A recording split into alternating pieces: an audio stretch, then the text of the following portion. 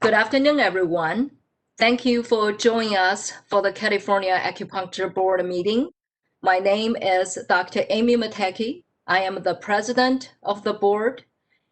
Today is Thursday, December 17, 2020. We present a full board meeting now of our two-day acupuncture board meeting. This board meeting is being held via WebEx, and the meeting will be recorded, and the time is now 12:02. Christine Brothers, please take a roll call to establish a quorum, please. Thank you, Dr. Amy Matecki. I will start with you.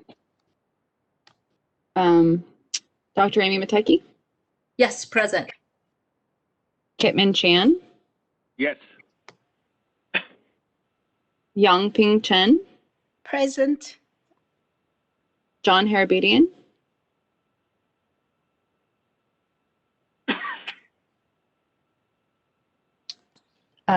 John, I don't know if you're muted. I see you here, but I'll just give it a few more seconds. Okay. I'll go ahead and move on to Francisco Kim. Present. Shudong Lee. I don't see him, so he is absent. Ruben Osorio. Present. Okay. So as of right now, I do see John on the WebEx meeting, but we have, I haven't heard from him, so we have 2 absent and we have 5 present, and we do have a quorum, so we can continue. Yes, Christine, would you just try to call again with John and Dr. Shudong Lee, please? Sure. John? Just taking roll here. John, I do see that you're unmuted, but I don't hear anything. This is the moderator. It does show that he is active as he's muting and unmuting his mic. We can go ahead and display for you a reference for him to connect via another device. If he looks at the screen currently, he can connect via phone and match it up with his computer and utilize that, but it doesn't appear we're getting a good microphone connection. Yes. Thank you, moderator. I saw there is a sign. There is like a, I think maybe it's the, I saw there's a sign from John Harabedian. Okay, so we will just consider, he's here, he's texted me also. Okay, I'll record that he is here. So we do have Yes. present. Is Shudong Lee, do you know that he was able to attend the meeting today? Yes, he did. I did speak with him this morning. He said he would be here for the full board meeting. Okay, I don't see him in the participant list. Let me check the attendee list. I don't see him there either. It may just be that he's not logged on at the moment, and Okay. we'll just make a note, and we can do a point of order when they do log in, just so we can put it in the record. And Member Harabedian will be logging out and logging back in, so he'll be in shortly. But we do have quorum. President Matecki, we may proceed should you wish to do so. Yes. Thank you, Ben, and thank you, Christine. So we will now move on to agenda item number 2, President remarks. This year has been a challenging year for all of us. Here at the board, staff has taken a 10% pay cut, pivoted to teleworking where possible, and the office has had to address additional budget cuts. Our licensees have had to adjust to how services are delivered, with some having to close their clinics temporarily, others longer, or worse, permanently. Our professional associations have had to switch their focus to the changing environments of their members' ability to practice. Our students and training programs have shifted to remote education. Acupuncturists, doctors, instructors, associations, school administrators, and entrepreneurs. Our CE providers also are unable to offer in-person courses per state mandates, have shifted to online delivery formats. My fellow board members have had to address changes not only with the board, but in their personal and professional lives as well. The critical fee increases, which the board has been working on for several years, now arrives at an unwelcome time. Topics that associations wanted to present have had to be postponed. Strategic plan goals have been delayed. This is all to say that so many of each of our plans have radically changed. Despite this, we continue to make progress. Acupuncture was confirmed as an essential service. The legislature passed the fee language the board worked with you, its stakeholders, to achieve, and the governor approved it. The governor also granted waivers to licensees unable to take continuing education to renew their license so they may keep practicing. Acupuncturists can now renew their license online. Schools have been able to continue training students. Applicants have had access to the computer-based licensing examination. CE providers have continued to submit courses for approval and offer them to our licensees over the internet. Associations have become more active to address their members' challenges, drawing more licensees to them. Board meetings have continued electronically, allowing for greater participation. As I reflect on these challenges and accomplishments, I'm reminded of the strategic planning sessions the board held in early 2018. Board members met not only with the staff, but also our stakeholders, including acupuncturists, doctors, instructors, associations, school of administrators, and entrepreneurs. All of us came together to establish the standards that place the protection of Californians as our priority. It was in those sessions that the board selected collaborations as one of its guiding values.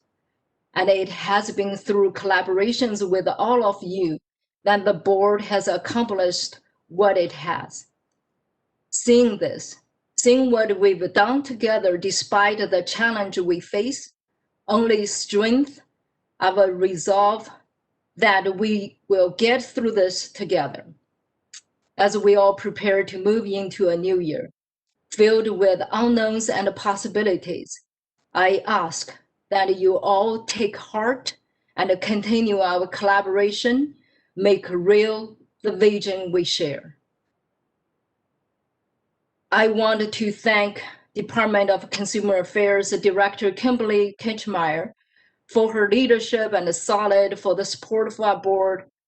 I want to thank our board executive officer, Ben Boudia, and all board staff for their diligence and flexibility to maintain the board operations. Finally, I want to thank our board member for their services and ongoing contributions to the board. As we move forward in this pandemic challenging time, please keep in mind the board is upholding its highest priority for public protection. Now let's move on to agenda item number 3. Public comment for items not on the agenda. So I will turn the mic to the moderator. This is the moderator, and I believe an announcement wanted to be made by the executive officer prior to moving to public comment. I believe a roll call, as our two missing individuals are now logged in. Thank you, please. Christine, if you could please. Thank you, John. And do we have Shudong Lee? Apologies for the delay. I'm in now. Thanks. Thank you so much, Dr. Lee. Yeah. We have full board present. Okay, I will update the notes. Thank you. And we may move on to public comments for items not on the agenda. Thank you. This is the moderator, and at the direction of the board, I have opened the Q&A panel. If you would like to make a public comment for items not on the agenda, please feel free to type "I would like to make a comment" by clicking on the question mark within the square at the lower right-hand portion of your screen and send to all panelists. All comments will be addressed in the order they are received. You will be provided 3 minutes and given a 30-second warning. With that, I will now pause a moment to allow individuals time to access this feature.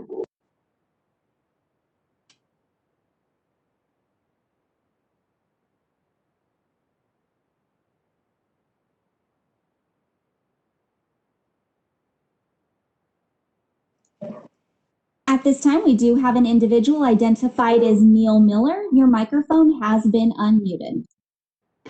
Thank you very much. I have 2 quick comments. Dr. Mataki mentioned that she said that the legislature and the governor made an adjustment to essential, and I read the governor's order, and it does not list us as essential in the order. So if you could direct me to the exact thing that happened between the legislature and the governor, that would be helpful. We have hired an attorney, and we are working with the governor's office, so I don't have any evidence of that.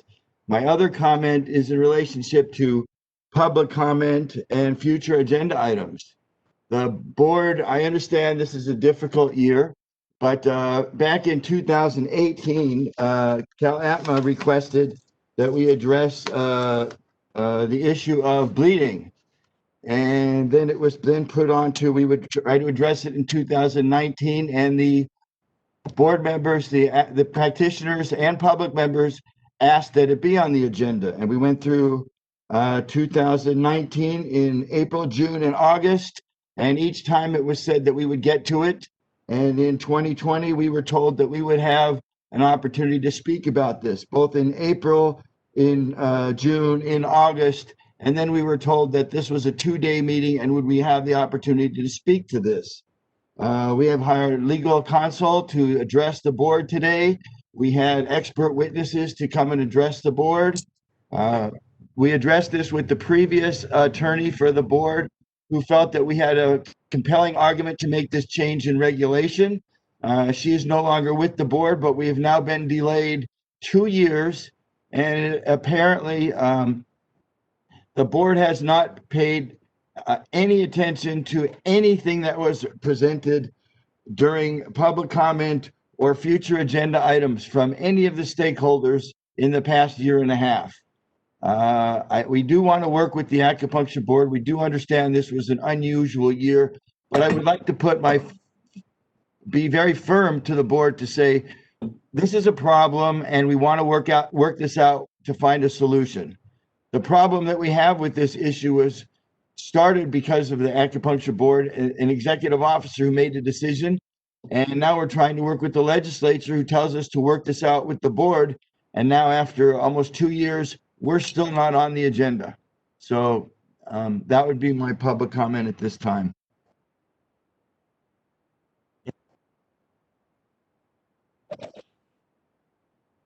At this time, we have no additional requests for public comment. Would you like me to close this feature? Yes, please. Feature has been closed.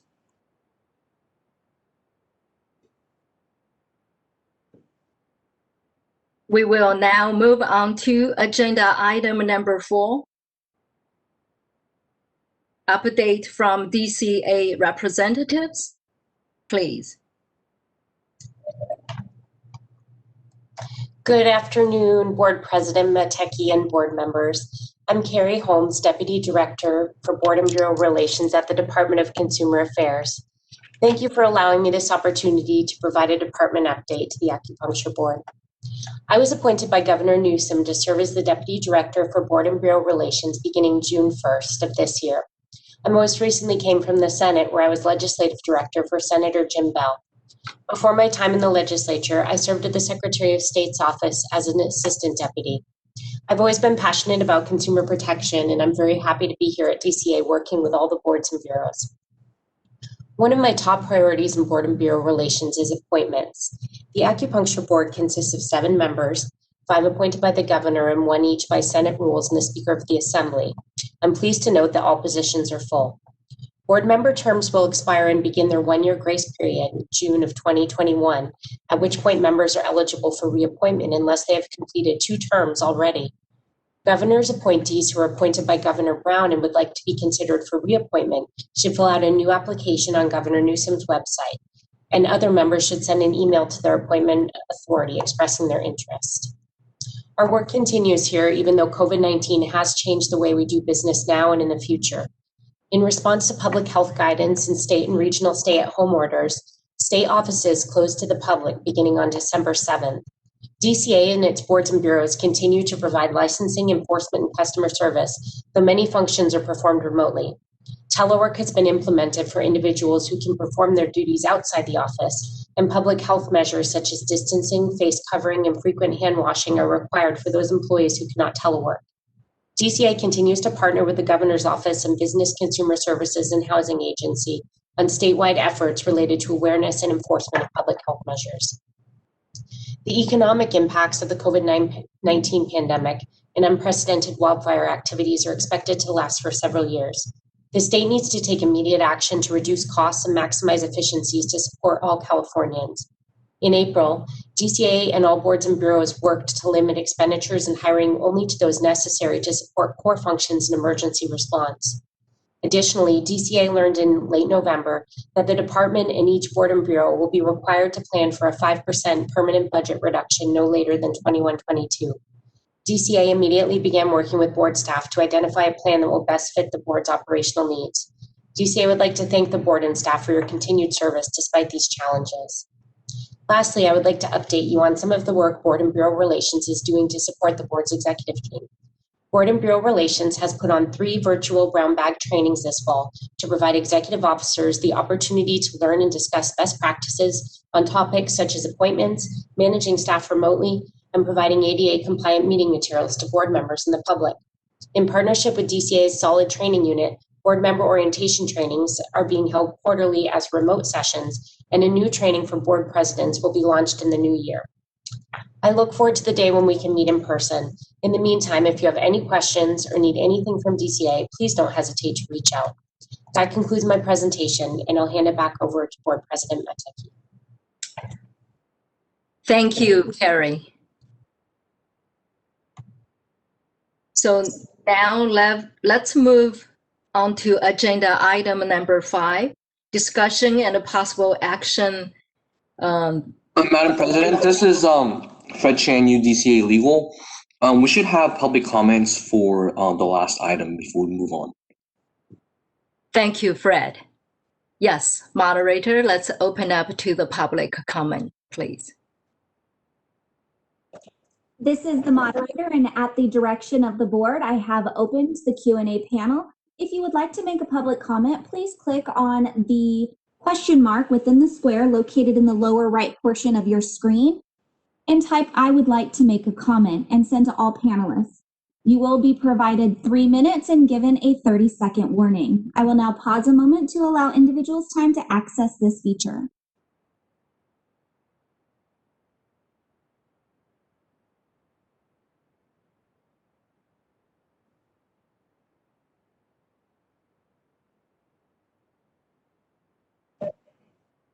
At this time, we have received no requests for public comment. Would you like me to close this feature?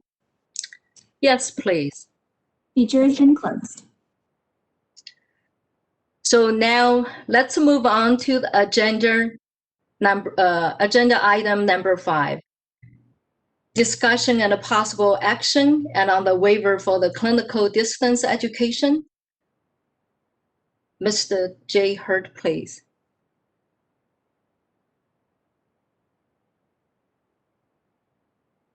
Thank you, Dr. Matecki. Yes, today the board Education and Research Committee held a meeting in regard to the clinical distance education. Yeah,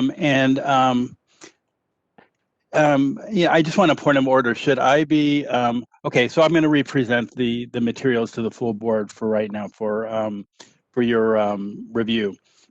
So one of the things I want to make a point of is subsequent to creating the material minutes for the committee meeting, the commission, the Accreditation Commission for Acupuncture and Oral Medicine issued an updated waiver that changed some of the requirements that were in the earlier waiver. So I'm going to summarize those before I go through the memo so that when we get to that part of the memo, it'll be more clear about what we're really talking about right now. So what has happened for the live person clinical education under the current version of the, or the new version of the waiver is at least 25 hours of ACOM's total 150-hour clinical application requirement can be offered, that will be required to be live, and 125 hours can be offered as distance clinical education. And then also the change went from, for the live training, from 450 hours of the 100-hour clinical training of live training to a requirement of 250 hours of live clinical training, allowing for 450 hours of clinical distance education. Okay, so and that's just sort of the updated piece that we need to do before going into the memo. So the COVID-19 pandemic has created challenges in the ability to safely provide face-to-face physically present training to acupuncture trainees. This has severely impacted acupuncture training programs' ability to provide training to their students. Alternative means for other methods of delivery of acupuncture training, such as telehealth or other forms of distant learning models that can be included as part of the approved curriculum, do not currently exist with the Acupuncture Licensure Act. California Code of Regulations, Section 1399-4348 states that the total practice curriculum should consist of 950 hours, of which 75% of the training needs to be completed in a clinic owned by the school. This requirement further specifies, 1, that acupuncture trainees shall complete 150 hours of supervised clinical practice observation. 2, during the initial 275 hours of clinical practice, the clinical supervisor is required to be physically present at all times during the diagnosis and treatment of the patient.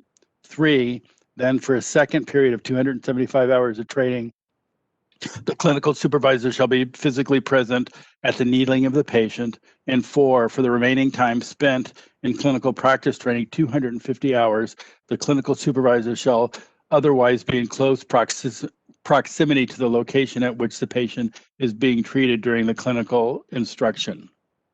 These regulations create a difficult challenge for training programs to offer continued clinical training opportunities to students during the pandemic, with evolving and varying public health advisories and when direct physical contact is to be minimized whenever possible. To be considered an approved educational and training program in California, a relationship is required with the Accreditation Commission for Acupuncture and Oriental Medicine, ACOM. They are the sole national accreditor for acupuncture training programs in the United States. Accreditation also allows training programs the ability to convey degree titles to students and also offer students Title IV financial aid.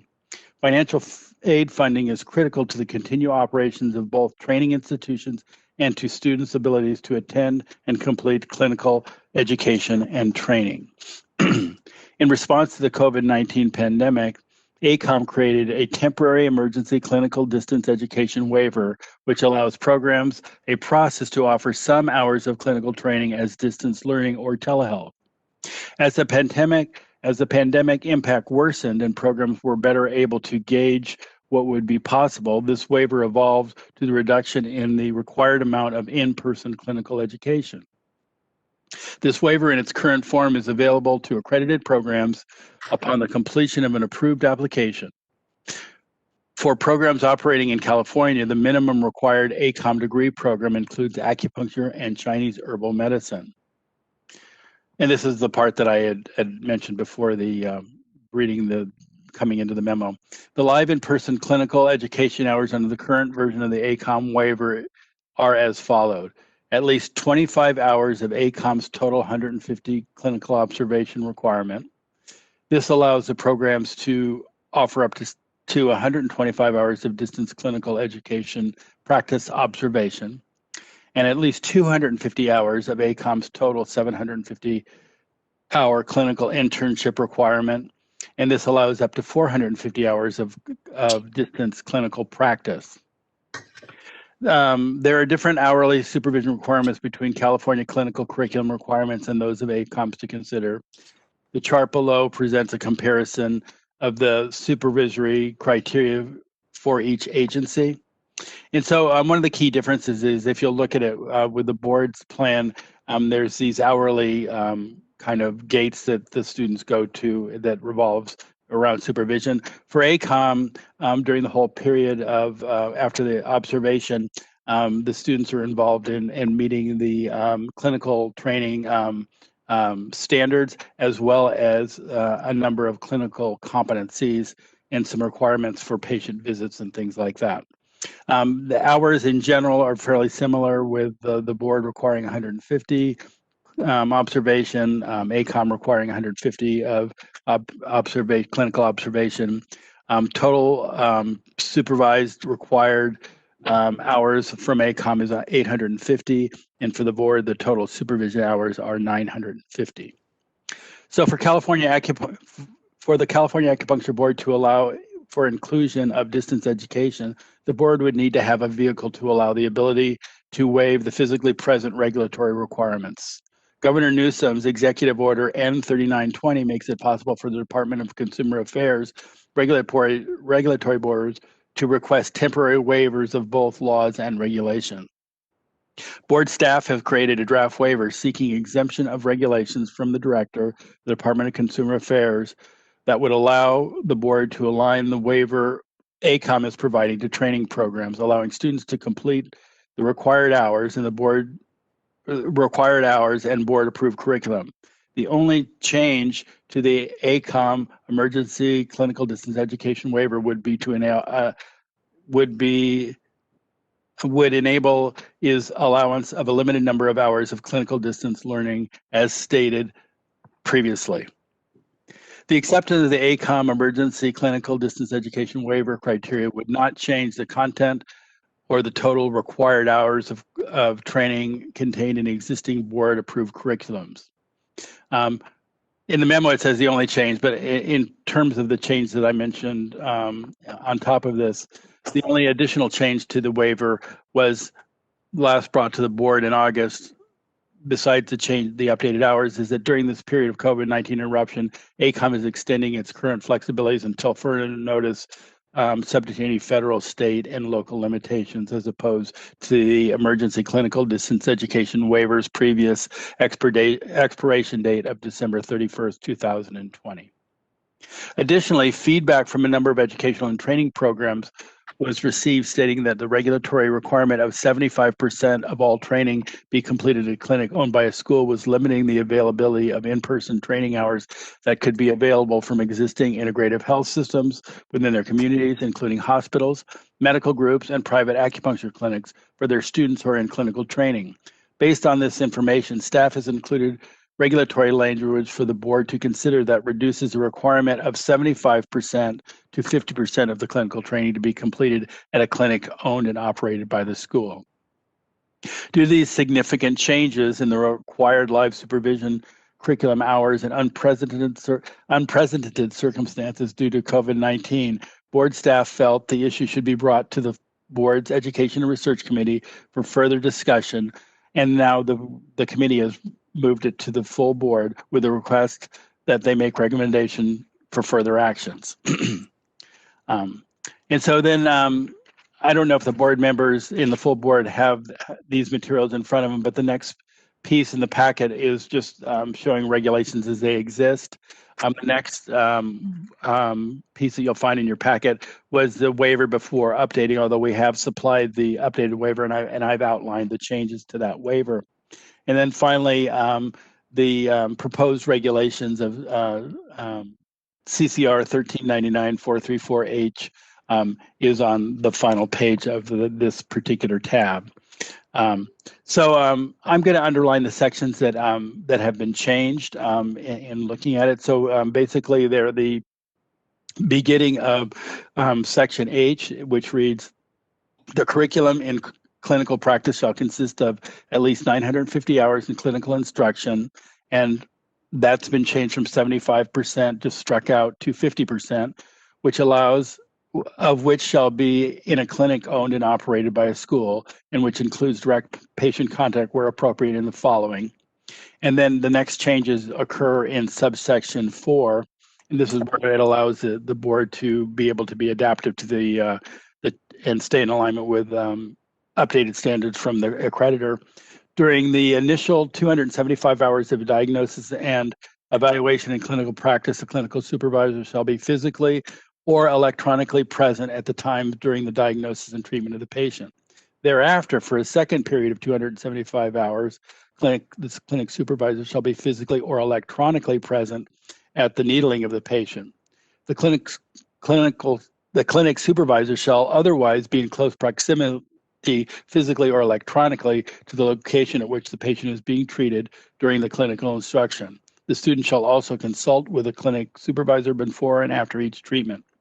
So just to summarize, is the regulatory temporary waiver language that we're recommending is moving 75% ownership to 50% ownership, being given at a clinic owned by the school, and then also adding or physically or electronically present in 2 places, and also in the final statement, physically or electronically to the location of where the patient is being treated. And that's what I have for that, board members. Thank you. Thank you, Jay. So now I like to invite and bring the chair of the Education and Research Committee. So Chair Harabedin, so would you like to have some words and before I open up to the rest of the board member to discuss on this? And first, I wanted to thank you so much for working with the staff and the schools on these issues to help, the students, to help accomplish this work. Thank you, Madam President, and yet my pleasure. I think the issue here has been presented quite well by Jay, and in our committee hearing, I think we came to the conclusion that really this is the best path forward, and due to the ongoing stress and complications that the COVID pandemic is putting on the practice and the education and the clinical piece of it in particular, this seems like a reasonable act to do as a board, to go to the governor to seek the waiver per the terms that Mr. Hurd has laid out. And I don't really know why we wouldn't do it, because it is a temporary solution to hopefully a temporary problem, and it would only be a limited waiver for a limited amount of time that would likely coincide with the end of the pandemic itself. So I think that staff's recommendation is a reasonable one, and Francisco and I both unanimously approve it to go to the board for approval to send to the governor. So that's the committee's perspective on it. Thank you, Chair Harabedin. So now I'd like to open up to the rest of the board members and see how you guys would like to discuss on this. Please feel free and let me know who would like to speak, or maybe moderator, you can help us. Absolutely.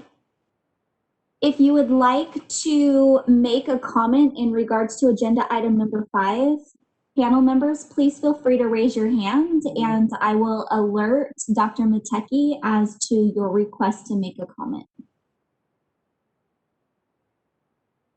This is Francisco Kim. Yes, please. Okay. Since the pandemic, we have to put the general public's safety as a priority concern. But education has to be,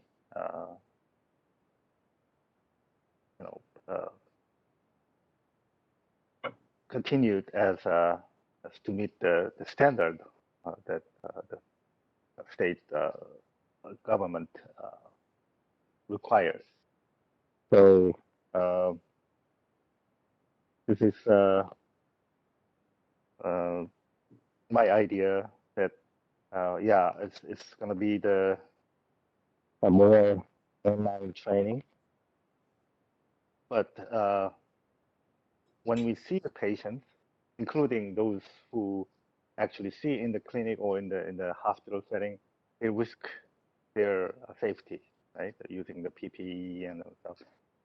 But online teaching, online training doesn't require much, and even when these students acquire the license and then in the future see their patients in their clinic, they have to be trained, with all this requirement, safety, the standard.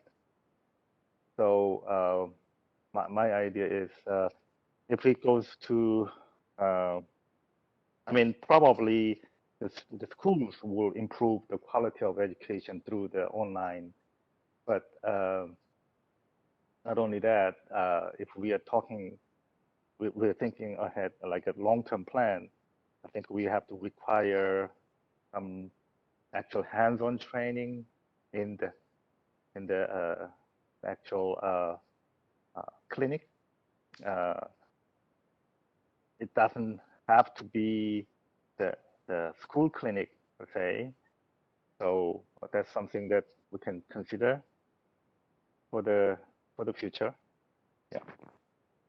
But I totally agree with this dilemma at this moment. So I'm 100% agree with this proposal. Thank you. Thank you, Member Kim. This is the moderator, and it was brought to my attention that people may have not been able to identify where the hand raise feature is. If you open up your participant panel by clicking on the bottom lower right-hand corner of your screen on the participants, it will open up your participant panel, and located on the bottom portion of that, you'll see a tiny hand within a box. That is the hand raise feature. If you click on that, your hand will raise, and then if you click on it again, your hand will be lowered. If you choose to use this feature, I will assist Dr. Mateki with alerting her that you have a comment.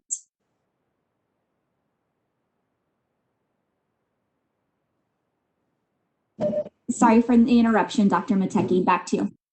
Yes, thank you. No, thank you for the clarification. And other board members, thank you, Member Kim. So I like to start with a few words also on this issue. From what I understand, this is definitely a temporary waiver for the clinical distance education.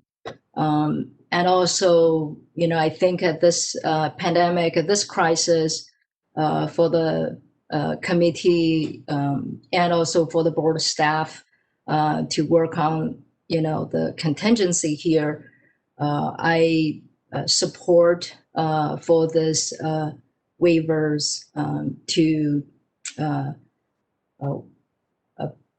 I would support the recommendation from the committee, education committee, and the board staff has recommended.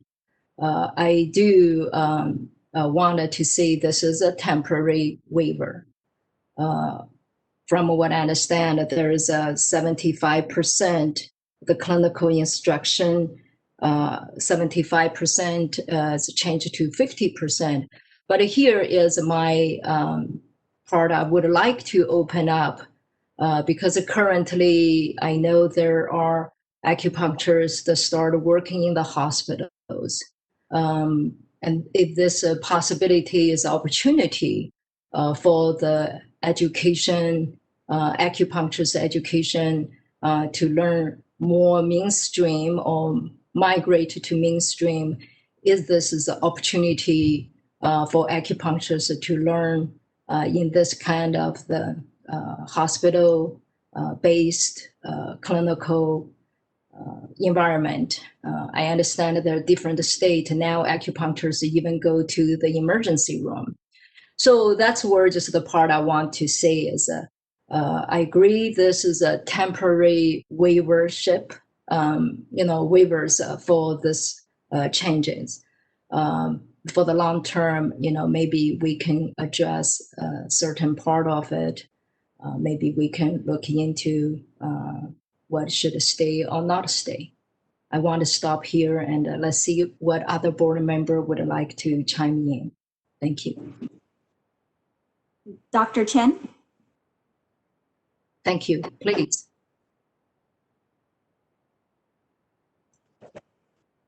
It's me, right, moderator? That is correct. Okay, thank you.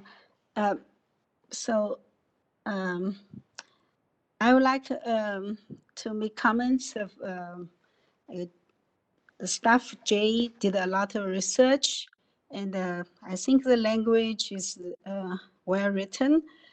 And I heard some other board member, the education committee's recommendation. So I agree the waiver. I like the idea to keep patient, the student, the supervisor are safe, meanwhile able to continue the education. I only have one question about the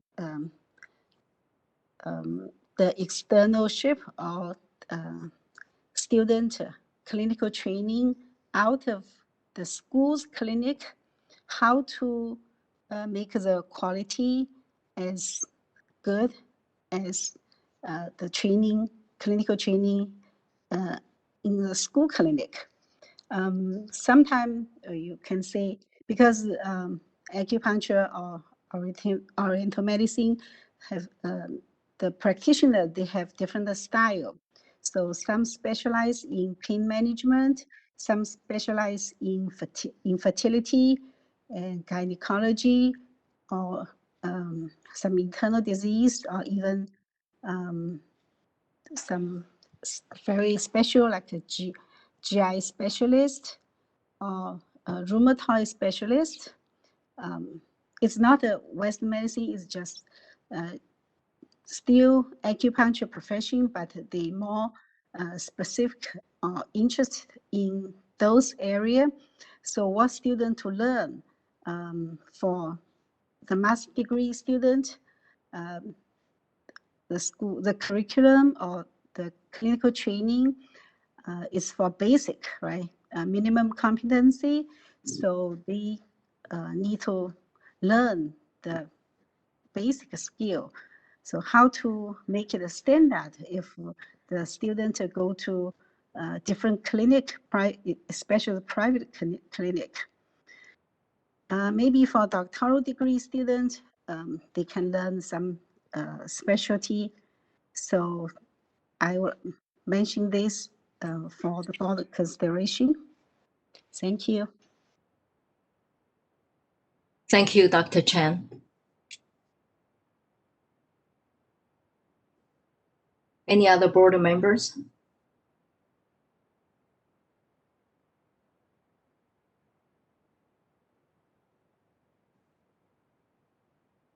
This is the moderator. No other board members have their hand raised. And just as a reminder, if you no longer have a comment, please lower your hand by re-clicking the hand raise button. Members of the public, we will not be addressing raised hands. So if your hand is currently raised, please lower it and wait for the appropriate opening of public comment. Thank you, moderator. So I give a few minutes if a board members, if any of you would like to speak on this issue. And I want, okay, is Member Kim, Yes, this is Francisco Kim. please. I am seeing other professions, even other general public schools or professional schools will not go back to the in-classroom teaching. Some of them will stay, or majority of the classes. That's what I'm hearing. You know, that they're going to stay in an online class. But like this acupuncture, you know, nature of this this medicine has to be trained by the you know, it's hands-on training. So I want to open a suggestion. Maybe board, especially education and research committee, can come up with some other future plan for this issue. For example, if I know that I've been there, you know, a lot of schools are suffering the pandemic also because they're lower enrollment, and not to mention that lower patient visit to their teaching clinic. But some of the clinics, I'm hearing that there are some patients because their pain doesn't stop even in this pandemic. So they keep coming in.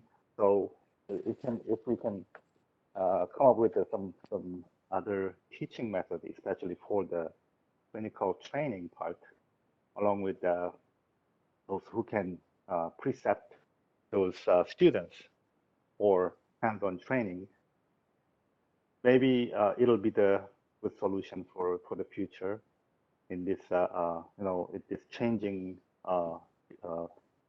times.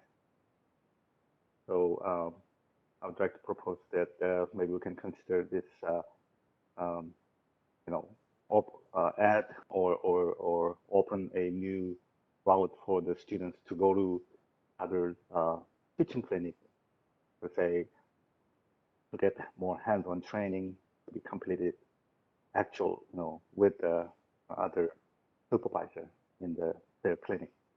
Thank you. Thank you, Member Kim. Is Chair Harabedin, do you want have anything to add, or just, you know, when the discussions from the board members? And I encourage the public board members, if you have anything want to add it. And I do hear, you know, the safeties, because acupuncture is quite different. The training do need a lot hands-on experience. Think about if this is, I support this temporary waiver. Definitely, if someone want to needling me, do the acupuncture on me, you know, I like to know the competency, the hands-on experience, all the others.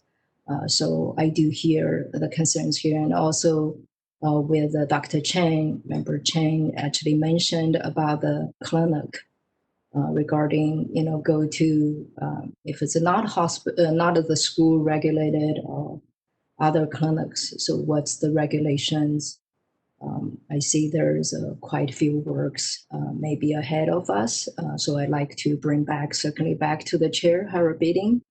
And what would you like for the board? Do we need to make a motion, or maybe Ben, you can let us know the rest for the board?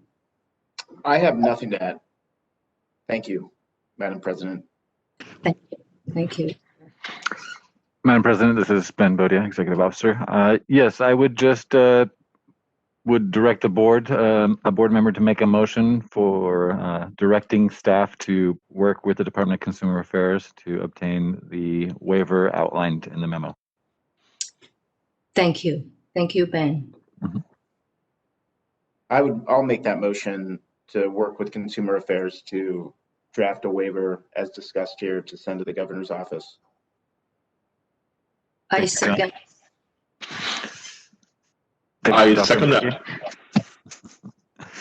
Matecki. Thank you, Ruben. We had Dr. Matecki come in just before that. So we have a motion on the floor to move this language forward to work with DCA and get a waiver in the works for clinical distance education, seconded by Dr. Matecki. May we open it up for public comment?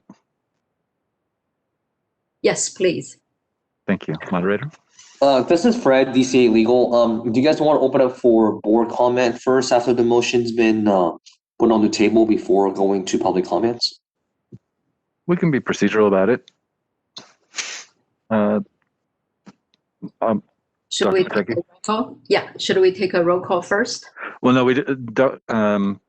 legal counsel is advising that now that we have a motion on the table, just one last call out for last comments from board members before we move to the public. Did I capture that right, legal counsel? That's correct. Thank you. Okay, thank you. So other board members would like to make a comment on this?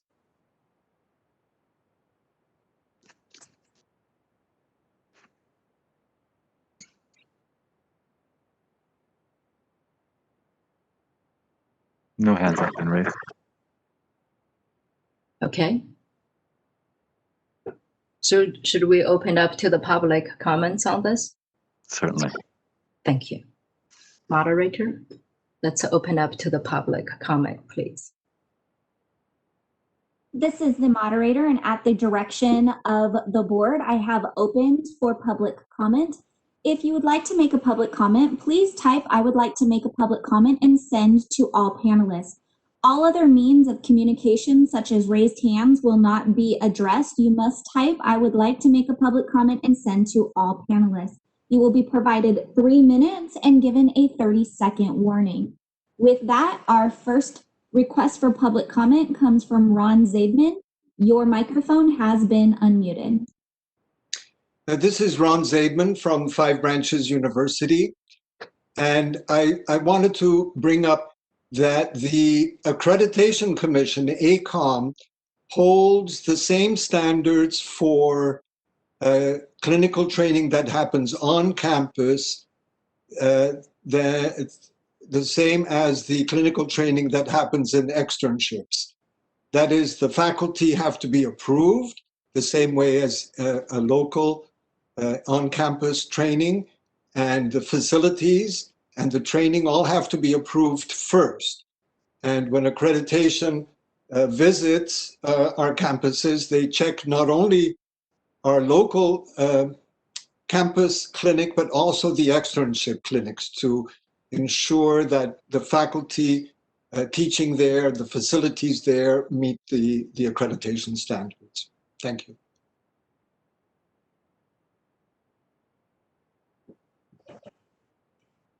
Our next public comment comes from Neil Miller. Your microphone has been unmuted. My name is Neil Miller, representing Cal APMA. First, I'd like to make a compliment to Jay, who did an excellent presentation, and to Mr. Harbedian's committee. I have about 4 paragraphs of stuff that I wanted to include that Jay did a great job and being very concise. Our association is in support of these changes, but I just want to make one quick comment.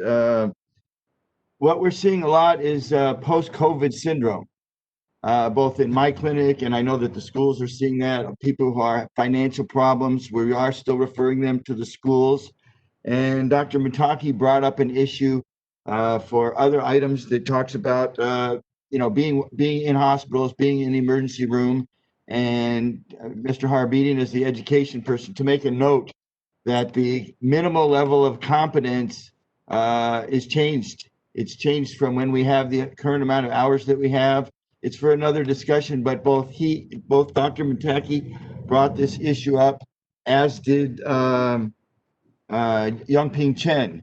And one of the things that we're seeing now is a lot more herbal medicine, especially as we're going to lead into this with the telehealth discussion, but that's what we're seeing a lot more of. And so you're going to need to up our education as it relates to herbs and telehealth. And finally, we are in support of the motion, and we do hope that it passes. It will satisfy. We have received many comments from some of our members who are teachers and professors and leaders at the schools.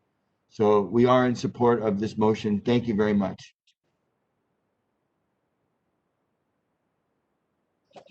Next, we have Lang Tang Ritchie. Your microphone has been unmuted. This is Lang Tang Ritchie. I am the clinic director at Pacific College of Health and Science. I just want to thank the board for the consideration of the distance education hours for clinic. In addressing President Mataki's comments regarding expanding the hours at sites out of the school's clinic, not only am I the director at Pacific College, I'm also practicing at the UC San Diego Healthcare Systems, as well as having privileges at Rady's Children's Hospital. And I can speak from experience the value of having our students working and following us in these fast-paced integrative environments of hospitals and those outside of our school's clinic. It actually challenges the students more so academically. On the other note, we also have an exchange with UCSD medical students who end up following me or one of our other clinical supervisors in our school's clinic to learn about integrative medicine. So this really goes along with the standards of other fields too, in increasing the number of hours where our students get exposed to other sites.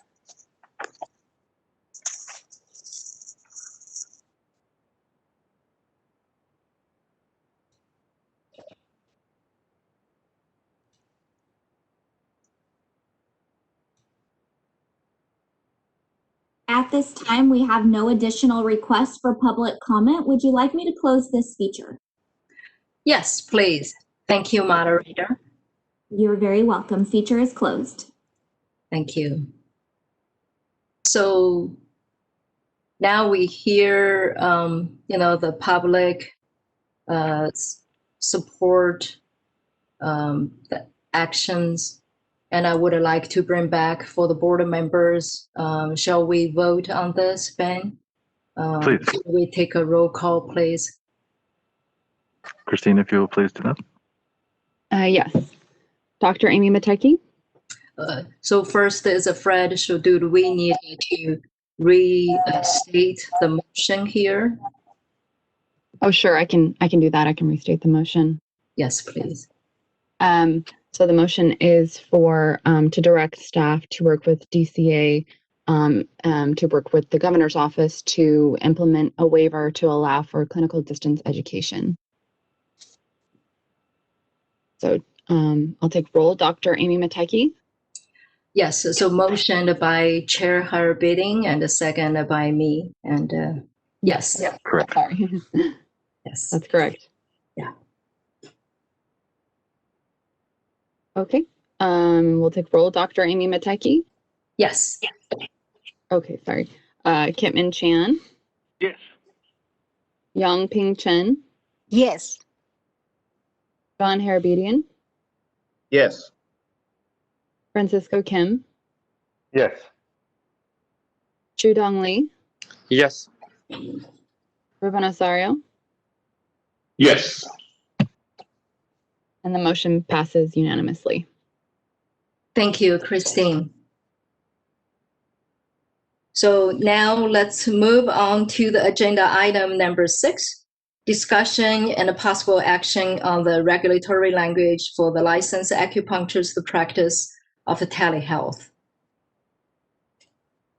So Jay, would you like to start it? Yes, I can do that. Just give me a minute to get to my notes and I'll be right there. Thank you.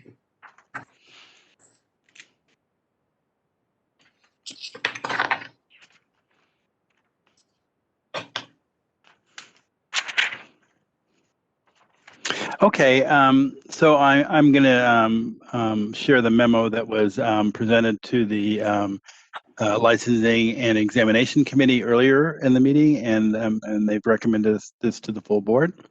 So as background, and you know, I just have to call out that this has been staff work. Christine Brothers helped with this quite a bit, and so did Ben Bodia, as well as I, and also with lots of feedback from stakeholders, licensees, schools, everybody. So this is something that definitely came from the streets to the board, and we're bringing it to the board right now. So anyway, as background, in response to the COVID-19 pandemic, Governor Newsom's executive order N4320 provided that clinics, hospitals, and other healthcare facilities and healthcare providers maximize the number of capable healthcare workers through the use of telehealth services to ensure that Californians impacted by COVID-19 are able to access medical treatment as necessary.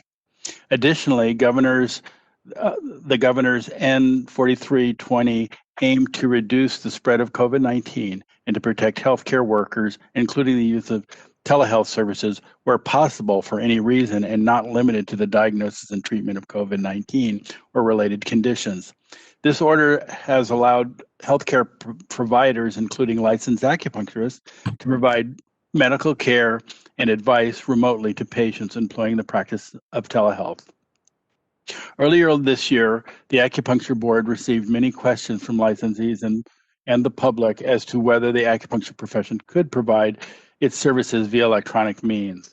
Due to the sudden need and in the absence of regulatory authority, the board issued a telehealth statement for licensed acupuncturists, providing general guidelines for the profession to follow when conducting telehealth.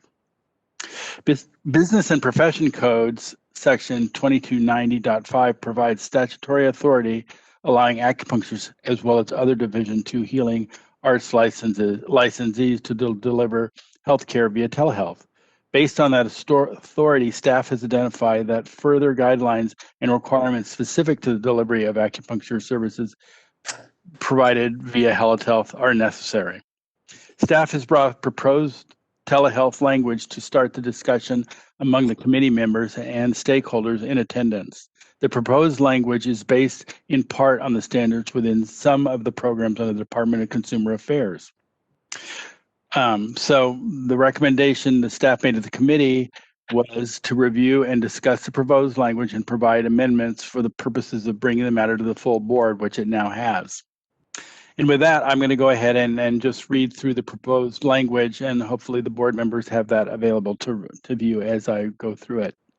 So the proposed language is underlined as such. So add section, so we're going to be adding to section 1399, or the proposed adding to section 1399 452.1 of Article 5 of Division 13 of Title 16 of the California Code of Regulations to read section 1399.452.1 standards of practice for telehealth services. So this is in our regulations under standards of practice. A licensee is permitted to provide acupuncture services listed in section 4937 of the Business and Profession Codes via telehealth under the following circumstances. 1, to be a patient located in California and is subject to California laws and regulations. B, be used in this section, a licensee shall be a licensed acupuncturist permitted to provide acupuncture services under section 4927, subsection C of the code. C, the provision of acupuncture services under subdivision A are subject to the following conditions. 1, the licensee holds a valid and current license issued by the board. 2, the licensee obtains and documents informed consent for the provision of acupuncture services via telehealth from the patient. Such consent shall cover concerns unique to the receipt of acupuncture services via telehealth, including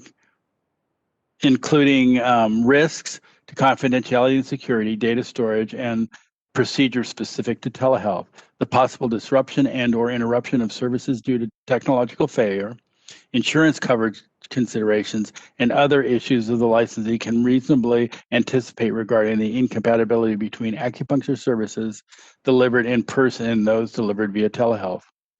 The licensee determined that the delivery of acupuncture services via telehealth is appropriate after considering at least the following factors.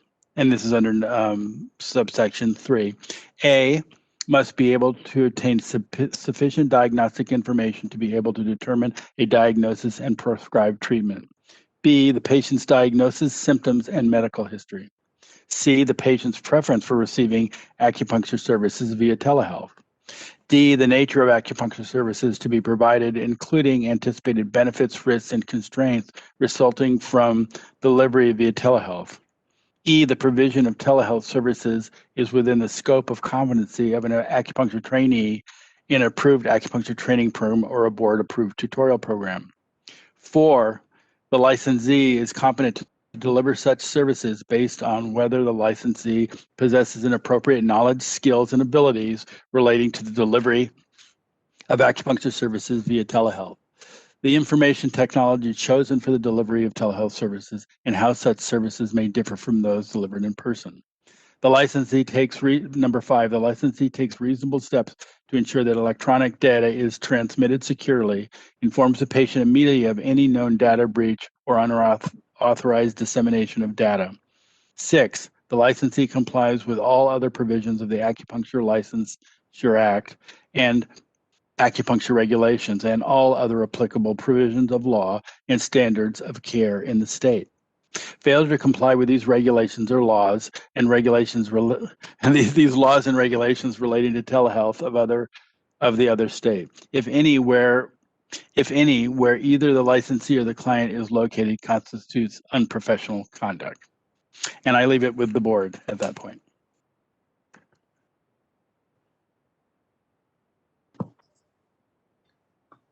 Thank you, Jay. And I just want to thank the licensee and exam committee for the work, and also Jay for the staff. You guys really, in a short time, and put your effort to work on this.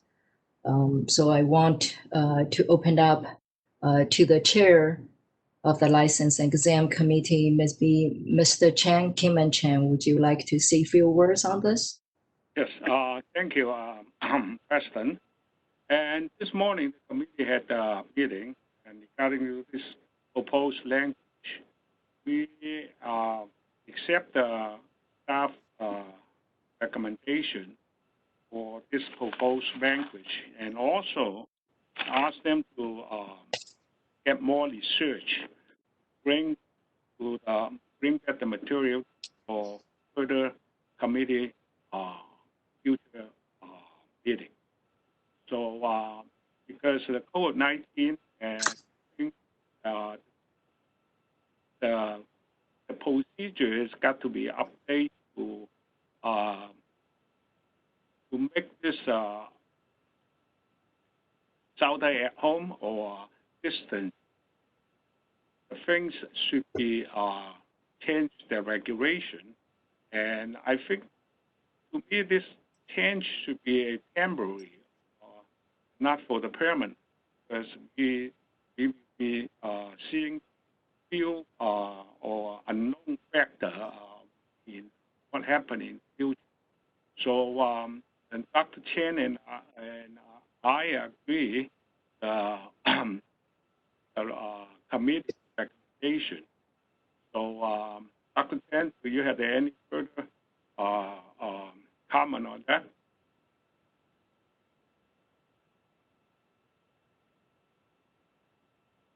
Can I just speak?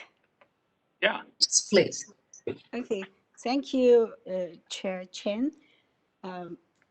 So first of all, thanks for staff Jay and with EO, Mr. Badia, and Christine Brother, and some other the staff and stakeholders, your contribution to this proposal. We have the committee meeting this morning, and we agree to recommend it to the board, the full board discussion. So here, I think basically the telehealth is positive at this time under the pandemic specific situation. Will keep the consumer safe keep the practitioner safe. But I understand acupuncture profession, the scope of practice basically consists of two parts. One is acupuncture, and that is the needling on the patient. So it's not able to do telemedicine or telehealth. And another part of Oriental medicine, including herbal nutrition, exercise, Tai Chi, Qigong, these parts we can do telemedicine or telehealth.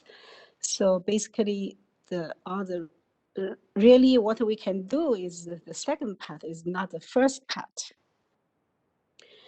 So I think the positive part is even for acupuncture, I know some clinics are still opening for acupuncture. So the patient, before they go to the site, the clinic for acupuncture, acupuncturists can take their history or collect information. So we'll shorten the face-to-face time. So that's also the positive part, very helpful, beneficial for both parties. So I think it is a limited use of telehealth. So I will support this part.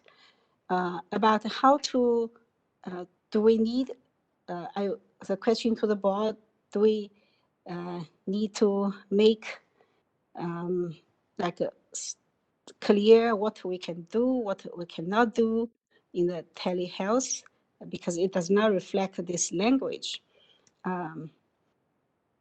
Number two is, should the board make a standard consent? Number C and the 2 about consent, or should the consent make by stakeholder or malpractice insurance, then present to the board for approval? Should board have this like a monitor as to make a standard consent? So that's two of my points. Thank you, Chairman Chen. And that's it. Thank you. Thank you, Dr. Cheng, and thank you, Chair Kim and Chen. So I'd like to open up to the board members. The rest of the board members, please feel free to discuss on this. And moderator, would you like to help for the board members? I would be happy to. Thank you. So our EO, Bautier, yes, please. Thank you, President Moteki, and please forgive me for jumping in before the board members. I did want to provide an update on what was discussed with legal counsels and staff after this committee meeting.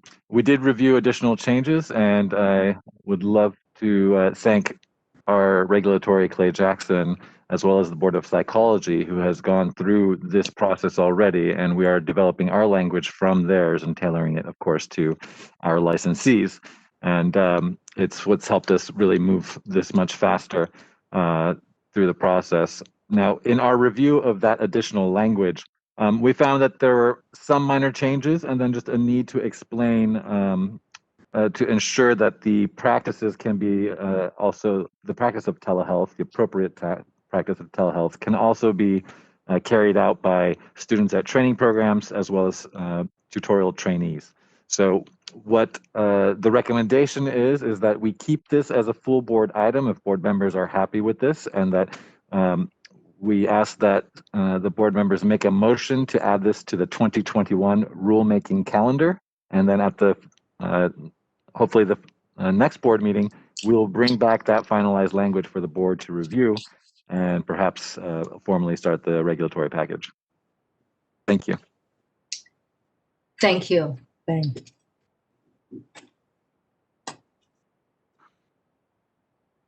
So board members, anyone want to make a comments on this? Thank you for the update, Ben.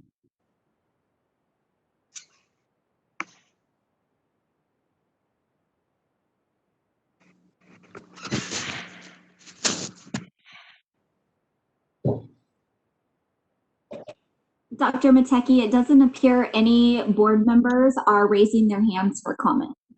Okay, thank you, moderator. So I wanted to just share some information regarding currently we are doing in the hospital. I think with this telehealth, it's being presented even with the Western medicine world for quite a while.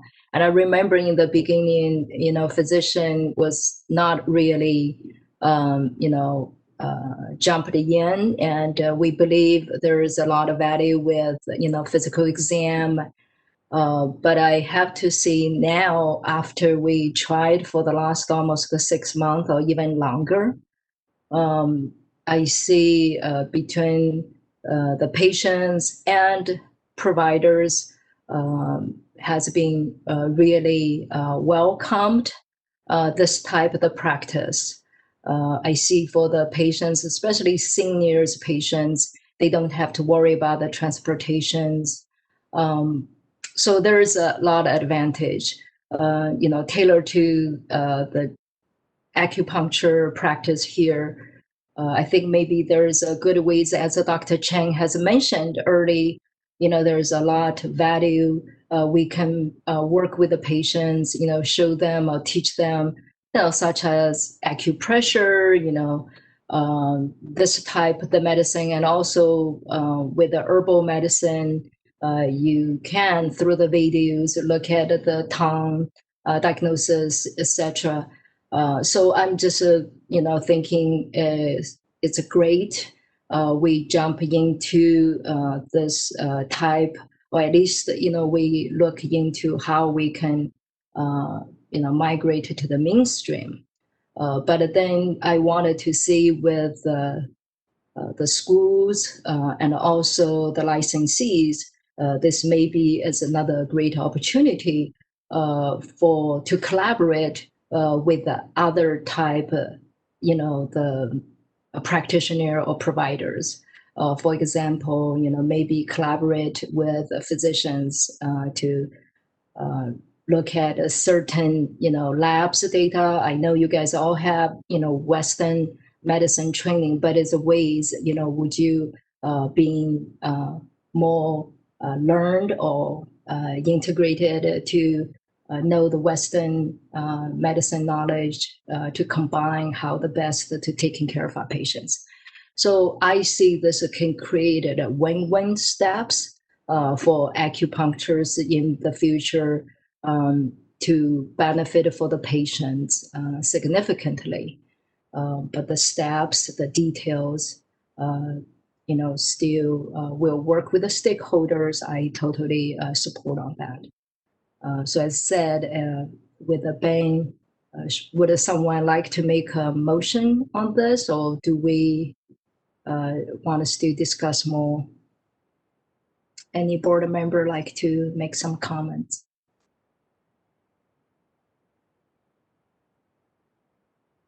I'll move to include this on the, I guess it would be the first meeting in 2021 for consideration. I think that's the executive director's proposed motion, but I may be getting it wrong. Yeah, we can add it to the motion to add it to the 2021 rulemaking calendar and to bring finalized language to the board at the next meeting. Correct. Well said. Agreed. That's the motion. Thank you. Do I have a second? I second. It's Yongping. Thank you. Thank you.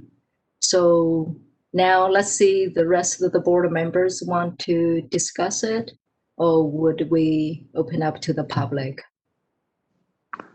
Per legal counsel's direction, one more procedural request of comments from board members. They're not required to make a comment, and then we can open up to the public. Thank you.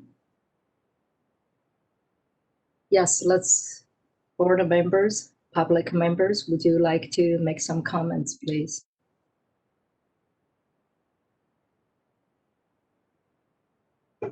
I see Member Kim. Yeah, this is Francisco Kim. And as far as the telehealth, I think at least those who, including me, are not familiar, and also a lot of patients are not familiar with this telehealth. So I think there is not many of those utilizing those, but I do see there is some increasing, and I mean the trending that there's some practices they utilize this. For example, like I have some regular patients, and then she was directed by her doctor, primary doctor, through the telehealth, go to physical therapy, and then over there is also acupuncturist and acupuncture surgery there. So that's what I'm hearing. So this telehealth, more like I don't know, in terms of business sense, it's going to expand, but it requires a lot of other safety measures for these practices. So it'll be a good idea to for the students or even the licensees to follow all these requirements and also all these ethical matters, as a continuing education or other training part would be helpful. That's all I can say.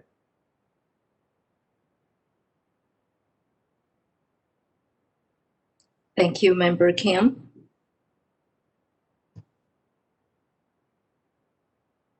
Any other board members?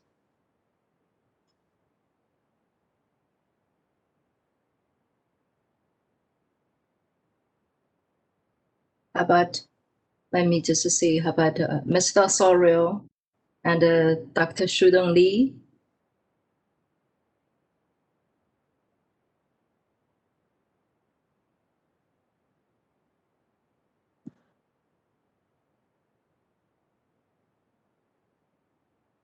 I see you unmute yourself, Dr. Lee.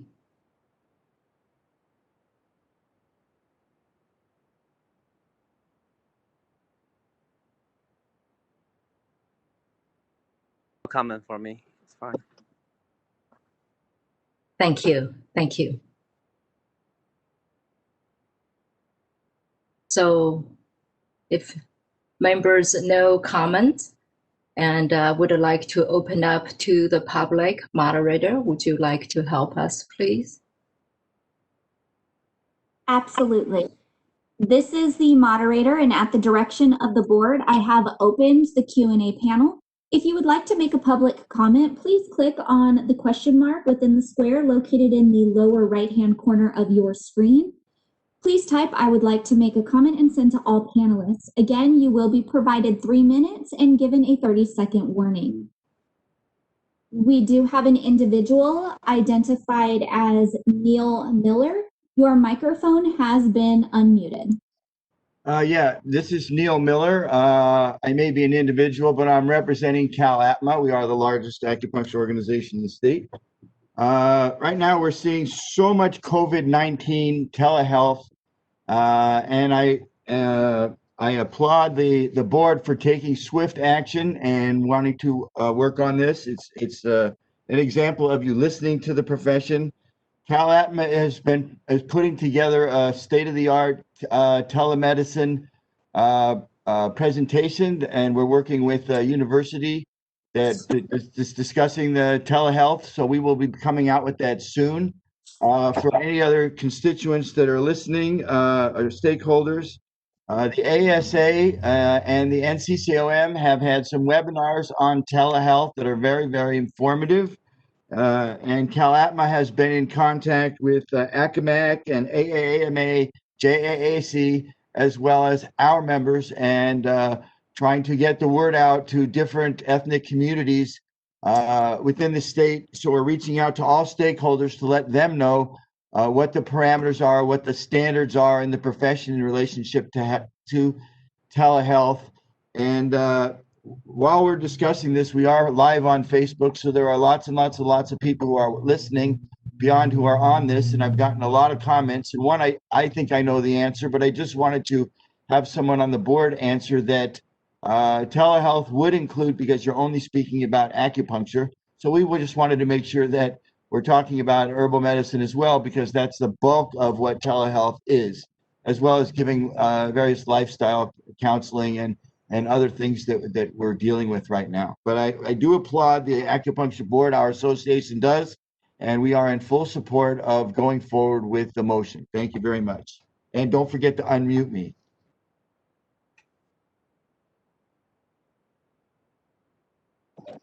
Next, we have Michael Fox. Your microphone has been unmuted. Hi, I am Michael Fox. I'm a licensed acupuncturist and I practice in Los Angeles and Silver Lake. Could I just have a brief confirmation that you can hear me? We can. Okay, thank you.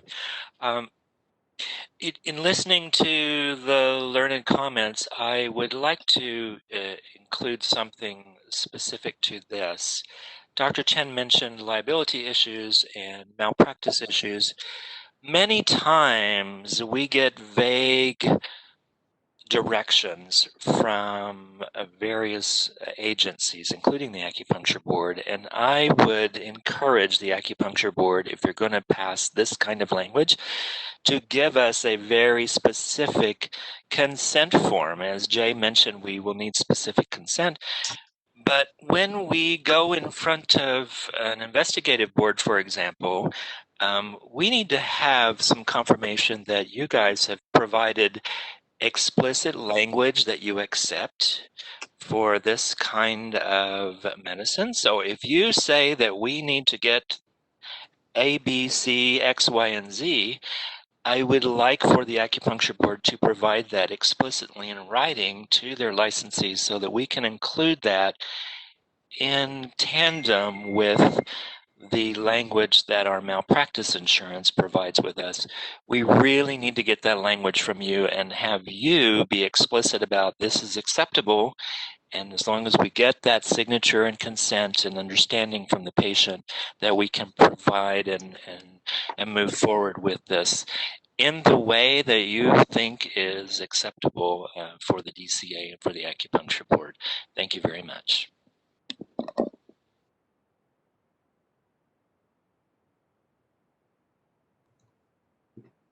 It appears we have no additional requests for public comment. Would you like me to close this feature? Yes, please. Thank you. You're very welcome. Feature has been closed. Thank you. So now back to the board members. And after we discuss this and hear some comment from the public, and I like we'll bring back see board members would like to discuss, and also our EO Ben, would you like to say a few words? Thank you, Madam President. Just to confirm that this language would include the scope of the acupuncturist that is viably delivered via telehealth. So as long as the standards of care line up to the delivery of service, then the expectation here is that that would be a viable telehealth. And that is it. Thank you. We will provide more precise language of that at the future board meeting. Thank you. Thank you, Ben. Mm-hmm. So shall we have the motion, bring the motion back and take the roll call? So Christine, would you like to help to bring the motion? Yes. Yeah. Mm-hmm. So the motion on the floor is to add telehealth to the 2021 rulemaking calendar and to bring back finalized language to the next board meeting for discussion. John Harabedian made the motion and Yang Ping Chen seconded the motion. So I'll go ahead into roll call. Dr. Amy Mateki? Yes. Kitman Chan? Yes. Yang Ping Chen?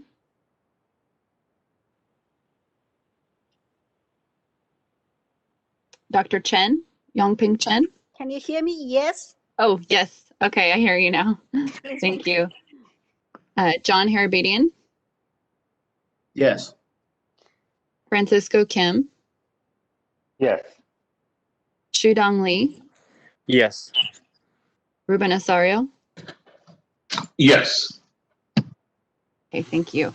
So motion passes 7 unanimously. Thank you, Christine.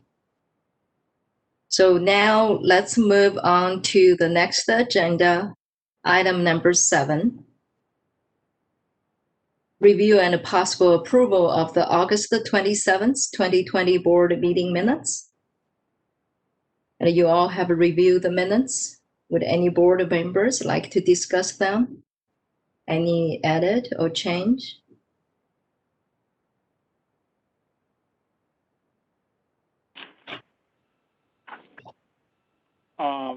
This is Kim and Chen, President. I read that on page 4 of the A, the proposed response. I think that it double put in the board appreciated. I think we could delete the board appreciated. That sentence.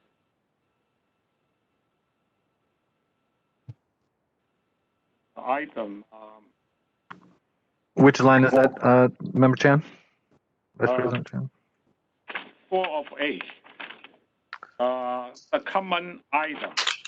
Number 1, proposed response. And the board called appreciated. Appreciate this comment has been determined that no change to tests are necessary and response. So I think that we double put in the board appreciated choice.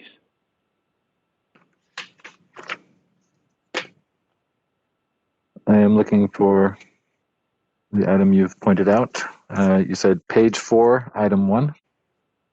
Yep.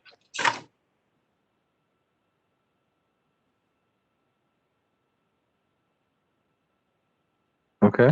I can go ahead and make that change. Could you specify which paragraph you're looking at? How many paragraphs down the page?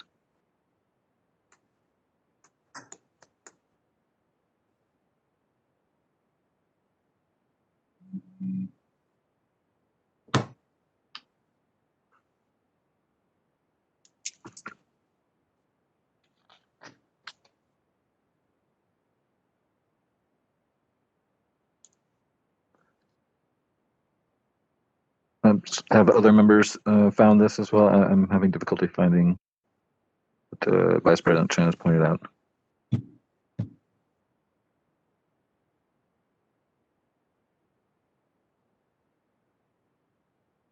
Will help? Yeah. Vice President Chen, you talk about the page 5, right? The second paragraph there. This is we look at the August 27th, the board meeting minutes. No, page 4 of 8.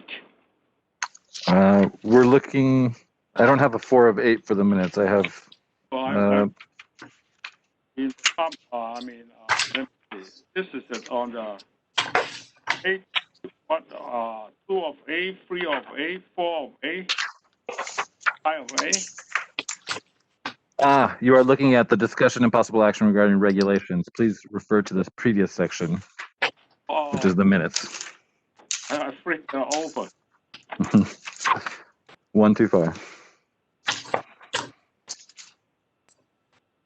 Okay, now that we've reset, we'll go ahead and call out for any questions or comments on any changes necessary for the minutes from August of 27 of 2020.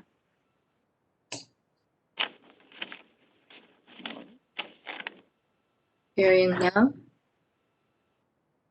Are there any other board member have any comments? So do we open up for the public? Have any comments on this? We can. Usually we open it up to the public comment after a motion is made, Okay. unless you feel you would like to ask the public for comments on the minutes before that. But traditionally we go to a motion first. I'll move for approval of the minutes. Thank you. I Chair second. Seconded by Member Kim. Motion by Member Harabedian. Thank you. So let's open. Thank you. Let's open up to the public comments, and moderator, would you please facilitate the public comments, please? The Q&A feature has been open for public comment. If you would like to make a public comment, please type "I would like to make a public comment" and send it to all panelists. All comments will be addressed in the order they are received, and you will be provided 3 minutes with a 30-second warning. Let's pause a moment to allow individuals time to access this feature.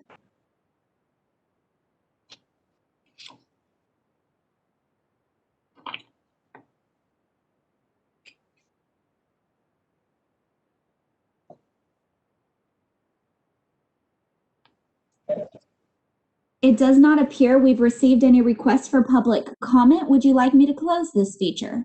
Yes, please. Feature has been closed. Thank you. So we will bring back the motion, and should we take a roll call on this, Christine? Yes. The motion is John Harabedian moved to approve the August 27th, 2020 board meeting minutes. Francisco Kim seconded that motion. And I'll take roll. Dr. Amy Matecki? Yes. Kitman Chan? Yes. Yangping Chen? Yes. John Harabedian? Yes. Thank you. Francisco Kim? Yes. Shudong Li? Yes. Ruben Osorio? Yes. Okay, thank you. The motion passes. Again, unanimously. Thanks. Thank you, Christine. So I know the next agenda, item 8, and I just wanted to ask the board members, so if you guys are okay with Ben, I would like to take maybe 10 minutes break, or Ben, what would you think? Should we take 10 to 15 minutes break? Thank you, President Matecki. I would recommend 15 minutes. Okay, thank you. So let's take 15 minutes break. So we will be back here. Is it like a 1:40 now? How about we do back at 2 o'clock? There we go. We'll see 20. Thank you. Thank you.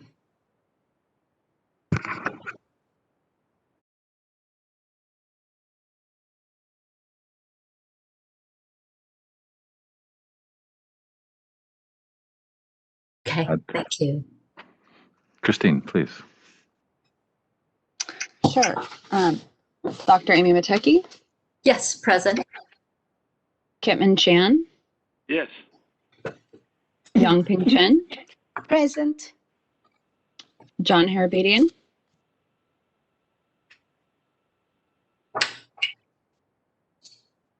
I will move on and circle back.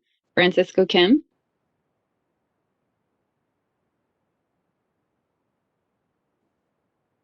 Okay, maybe we're not all here yet. Shudong Li?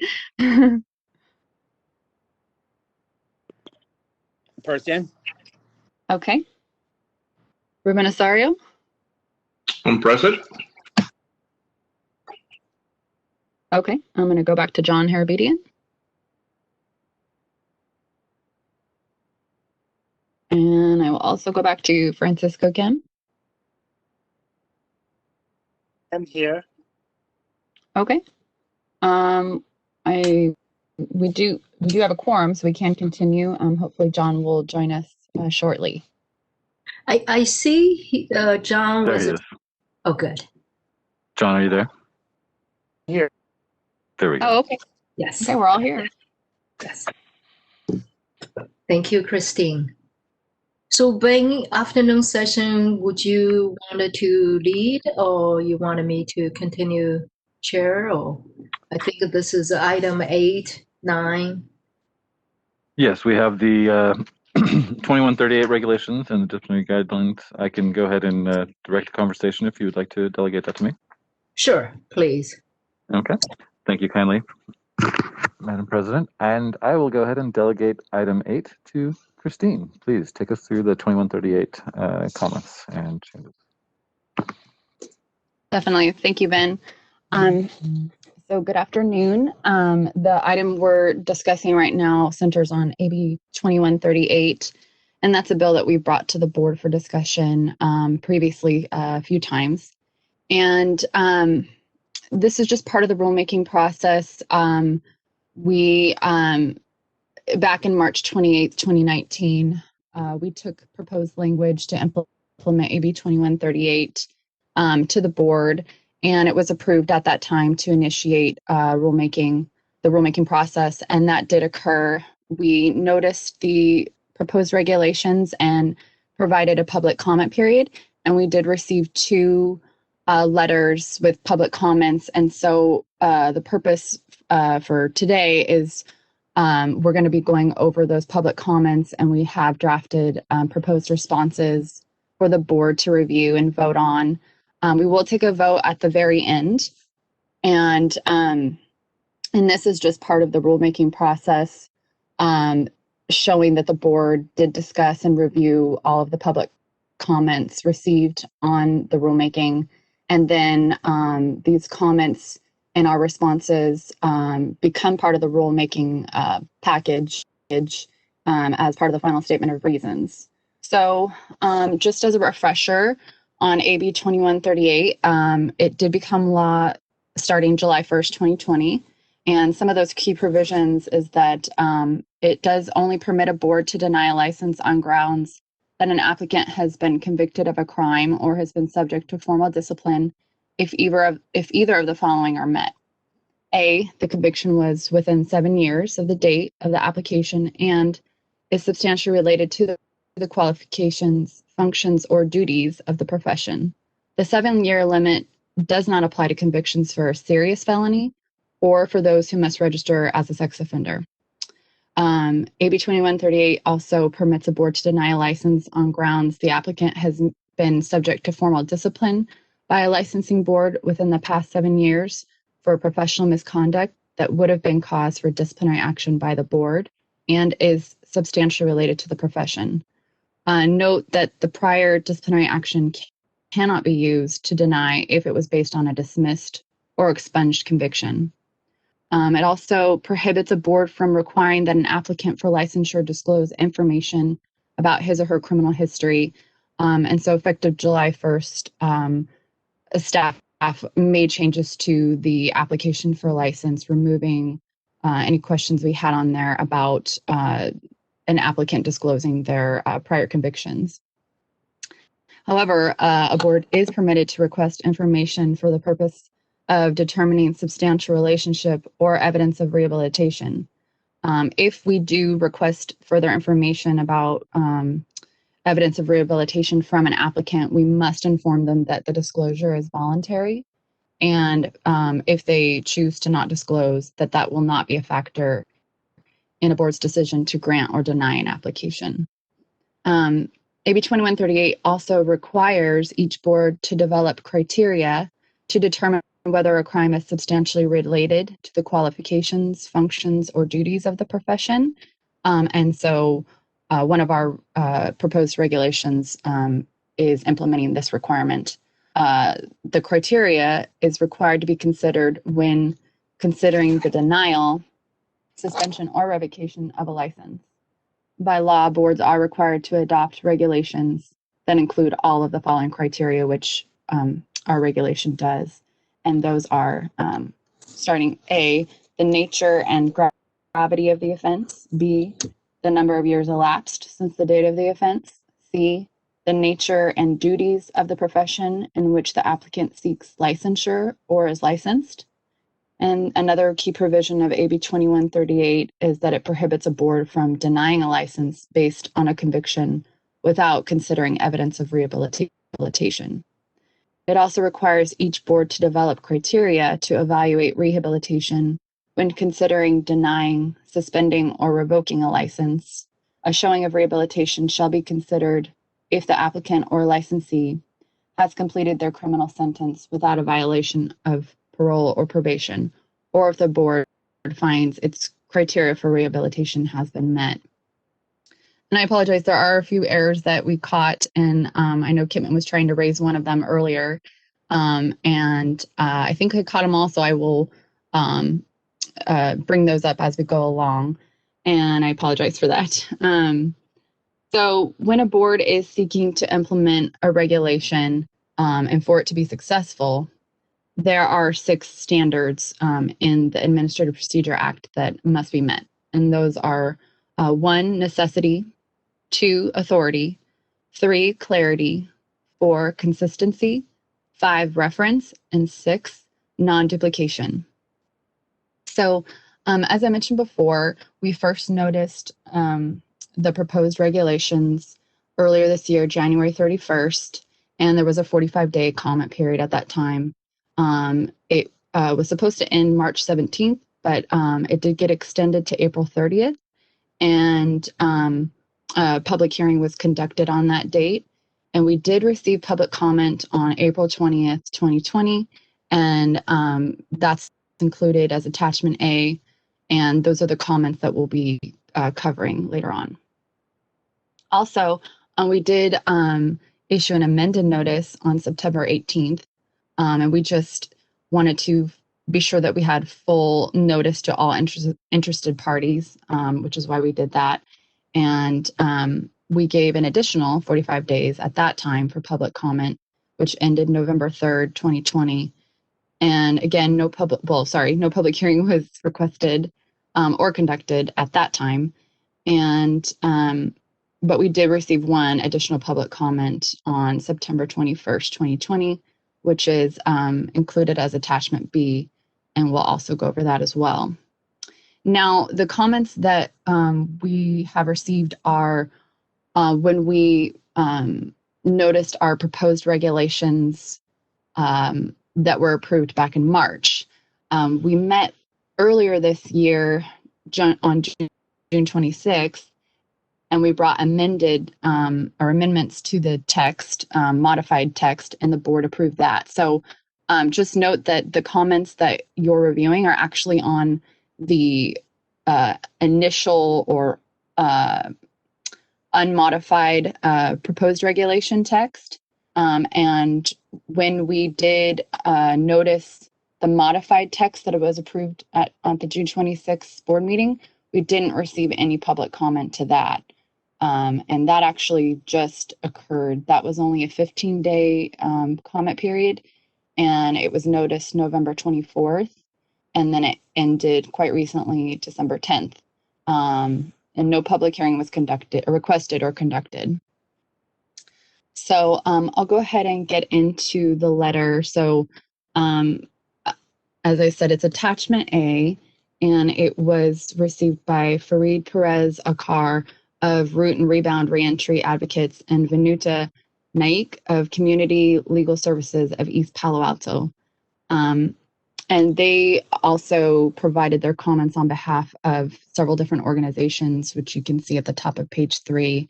They're all listed there. And so what we're going to do is we're going to provide a summary of each of the comments within the letter and the recommended response for the board to consider and approve.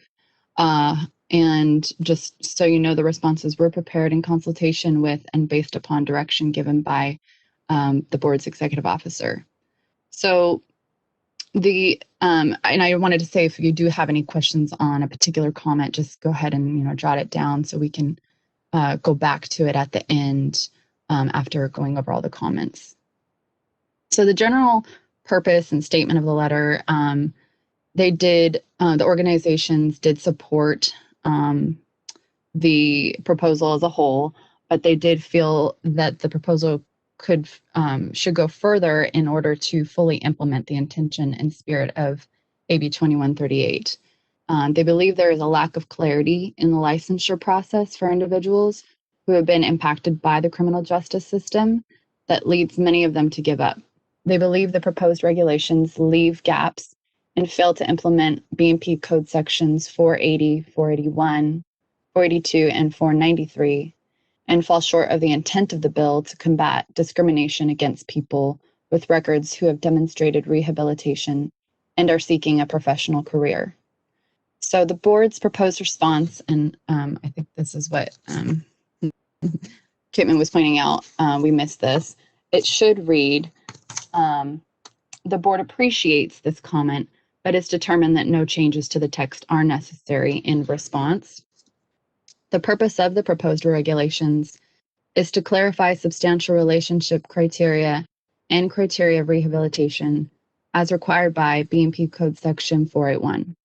In particular, consistent with the requirements enacted by AB 2138, these regulations would adopt all of the following criteria, which would assist the board with a balanced approach to evaluating an applicant's eligibility for licensure.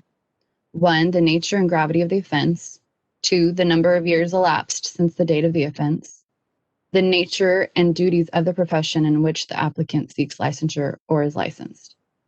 Further clarifying how to determine whether a crime is substantially related and clarifying the factors that will be considered when evaluating rehabilitation should assist applicants and licensees with demonstrating their rehabilitation. And then I'll just move on to comment 1. The letter says the proposed regulation should include the 7-year washout period for consideration of convictions or discipline which are not considered serious felonies under the Penal Code Section 1192.7. The board's staff proposed response would be the board appreciates this comment, but has determined that no changes to the text are necessary in response. The 7-year period during which a board can deny a license for a conviction or formal discipline is fully described in B&P Code Section 480A1. As this is already included in statute, adding this provision is duplicative of B&P Code Section 480, and therefore it is not necessary to repeat it in the regulations. And again, a lot of our justification is going to cite back to the six standards for implementing and getting a regulation approved. And I forgot to say up front that this letter was actually sent to several different boards. So a lot of these recommended responses are real similar to what other boards have considered and discussed already. So just moving on to comment 2, the letter asks that proposed regulations should provide that a person with a criminal history shall not be denied a license if the applicant has obtained a certificate of rehabilitation dismissed per Penal Code Section 1203.4, 1203.4a, 1203.41, or 1263.42, or an arrest which led to an infraction or citation or a disposition other than the conviction or juvenile adjudication. So the proposed response is the board appreciates this comment, but has determined that no changes to the text are necessary in response. B&P Code Section 480 subsection C already states that a license may not be denied based on a conviction or its underlying acts if it has been dismissed or expunged pursuant to the Penal Code sections previously referenced. In addition, B&P Code Section 480 subsection B prohibits license denial if the applicant has obtained a certificate of rehabilitation, was granted clemency or a pardon, or has made a showing of rehabilitation pursuant to B&P Code Section 482. B&P Code Section 480 subsection D prohibits license denial based on arrest that resulted in something other than a conviction, such as an infraction, citation, or juvenile adjudication. As noted above, B&P Code Section 480B through D explicitly prohibits denial of a license in those specific circumstances.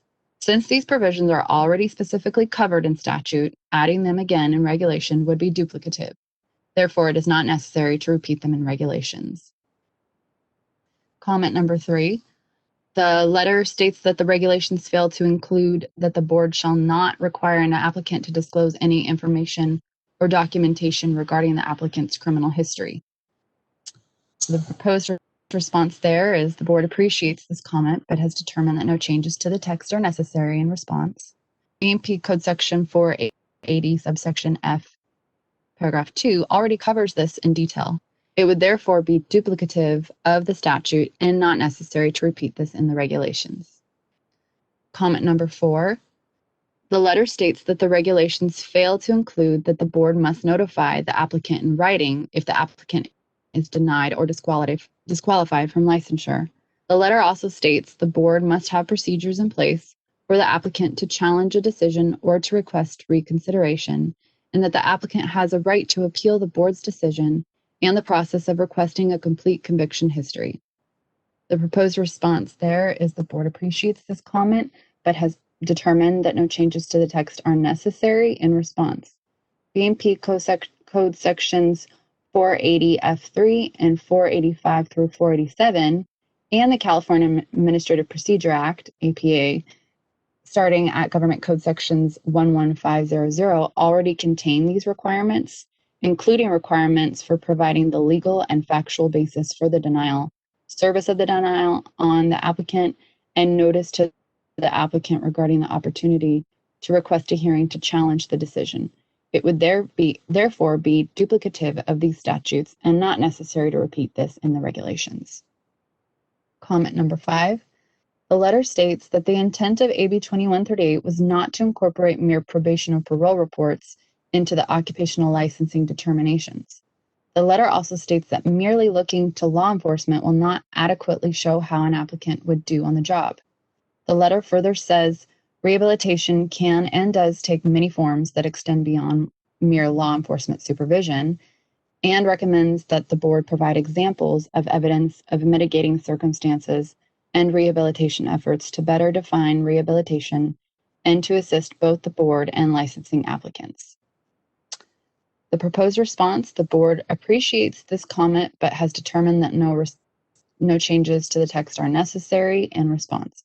B&P Code Section 482 requires boards to develop criteria to evaluate rehabilitation and to consider whether an applicant or licensee has made a showing of rehabilitation if either the criminal sentence has been completed without violation of probation or parole, or if the board otherwise finds the applicant rehabilitated. Therefore, sections, and I apologize, these are the incorrect sections. The correct sections that should be referenced are proposed regulations that have to do with the criteria of rehabilitation, which are 1399.469.5 and 1399.469.6. So those sections of the proposal would provide a two-step rehabilitation guidance for the board in complying with this law. First, the board must determine if the completion of the criminal sentence with no violations constitutes rehabilitation. Consistent with the direction in AB 2138 to consider rehabilitation if an applicant completes the criminal sentence at issue without a violation of parole or probation, specific criteria are being added to those sections, and this is corrected as well. The sections 1399.469.5 and 1399.469.6 to help the board determine whether sentence completion demonstrates rehabilitation.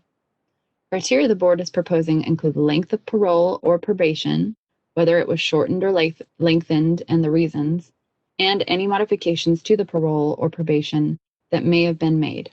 This represents the first step and includes probation or parole reports, because these are an indication of how well compliance was achieved. However, if the board does not find rehabilitation based solely on sentence completion, there is still a second step that must be considered.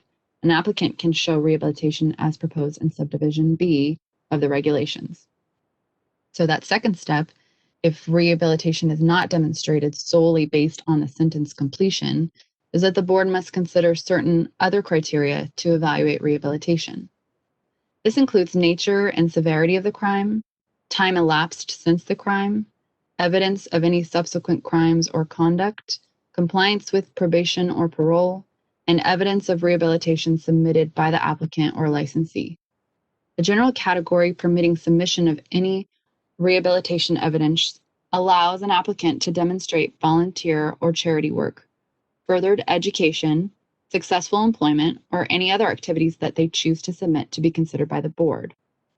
The board can and already does give serious consideration to these factors when considering whether an applicant or licensee is rehabilitated.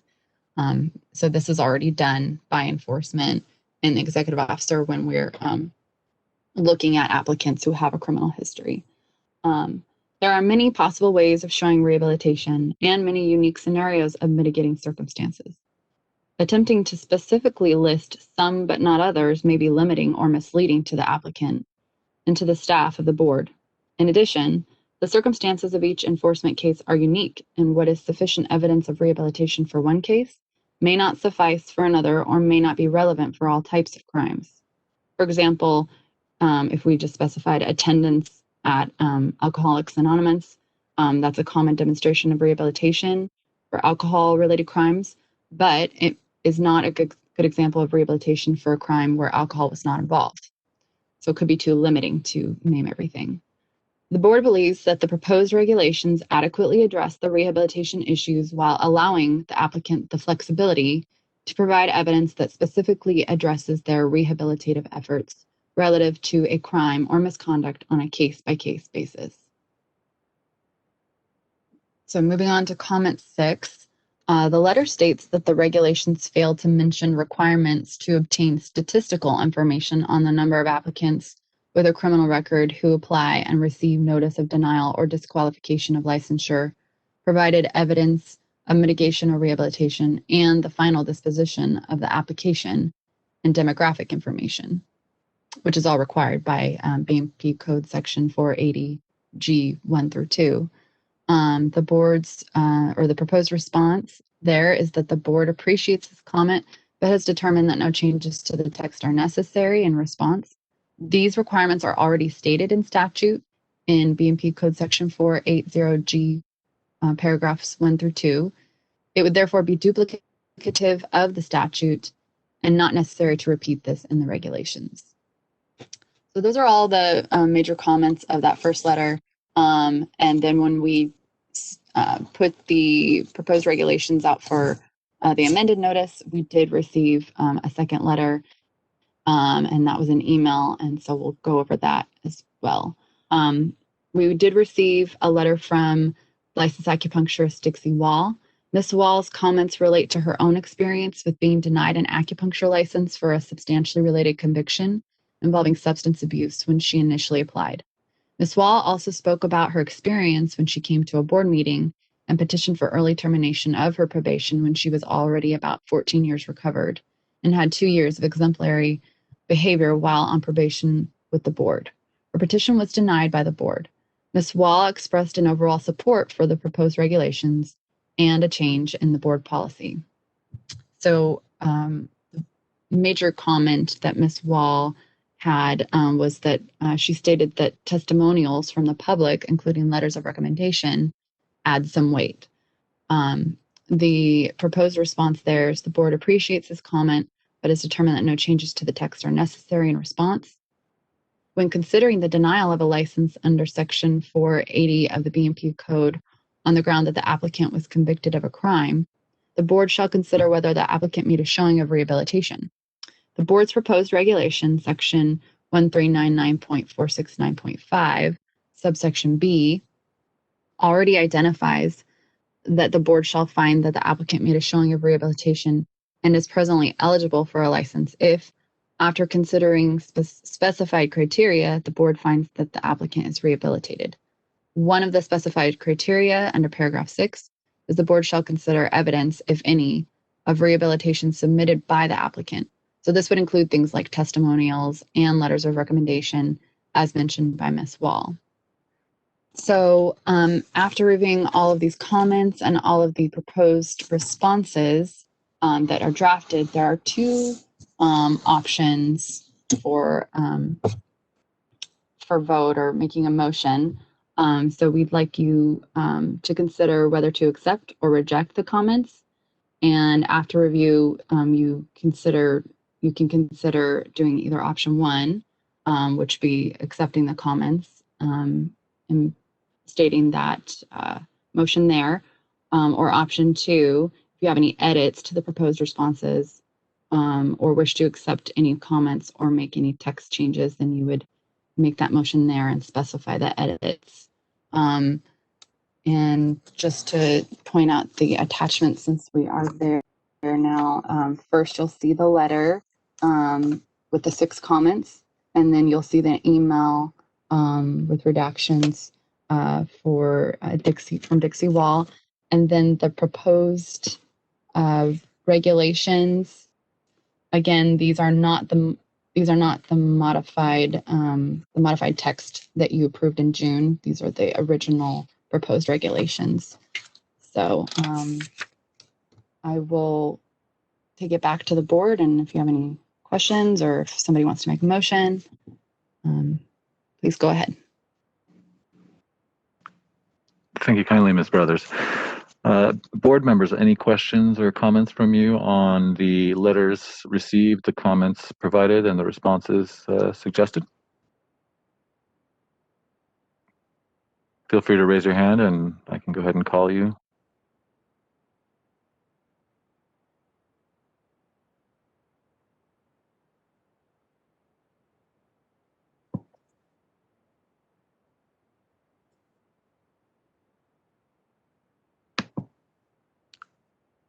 I'm not seeing any comments. We're also joined for this item by our legal counsel for regulations, Clay Jackson. So we do have another one of our experts here in case you had any questions. I find what we've been presented rather straightforward, and I feel that we've done a good job in clearly pointing out that these items are included in our process and there's no need for duplication in regs of the statute.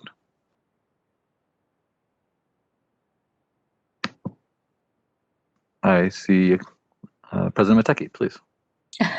Yes, thank you, Ben. Thank you, Christine. I think it's laid out as a very clear, thank you for go through the work here. I agree with the no change to the text to the response. So that's my comment. Thank you, President Mateki. So noted. Would any other board member like to provide their position or comment?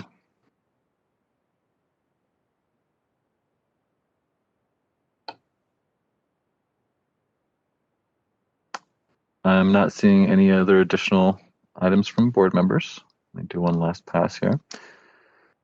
Okay, and would any board member then care to make a motion to take one of the options provided at the end of the memo?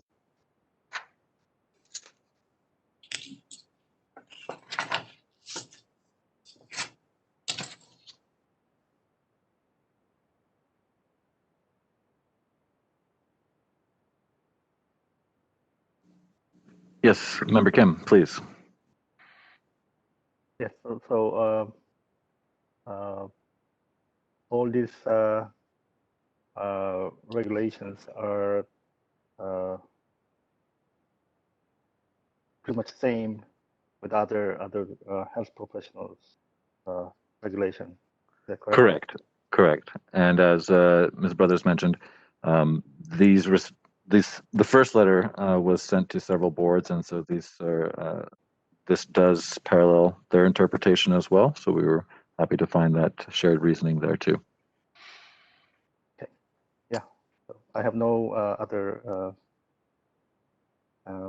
comment, and yeah. Thank you, Member Kim.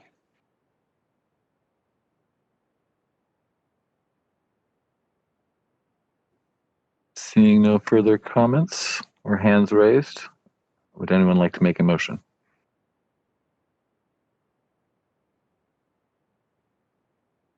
And And just a reminder for our members and our stakeholders, this is part of the regulatory process.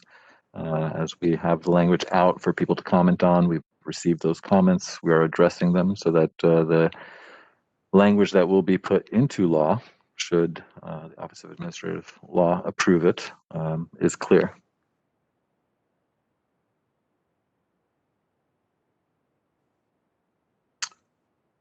I will have to ask that at least one board member make a motion for us to be able to move forward on this item, or we will have to wait till a future date. Dr. Mateki, please. Yes, I think I saw John. Maybe I see the mute was removed. Did John, you want to move? I can make a motion, certainly. But I just don't, maybe there's a problem with his speakers. Understood. I know we have been having a bit of a sound challenge with a couple of our members. Yeah. Let me double check. I know he's still unmuted. Yes, he's still unmuted. And now he's muted. Okay, so Dr. Mateki?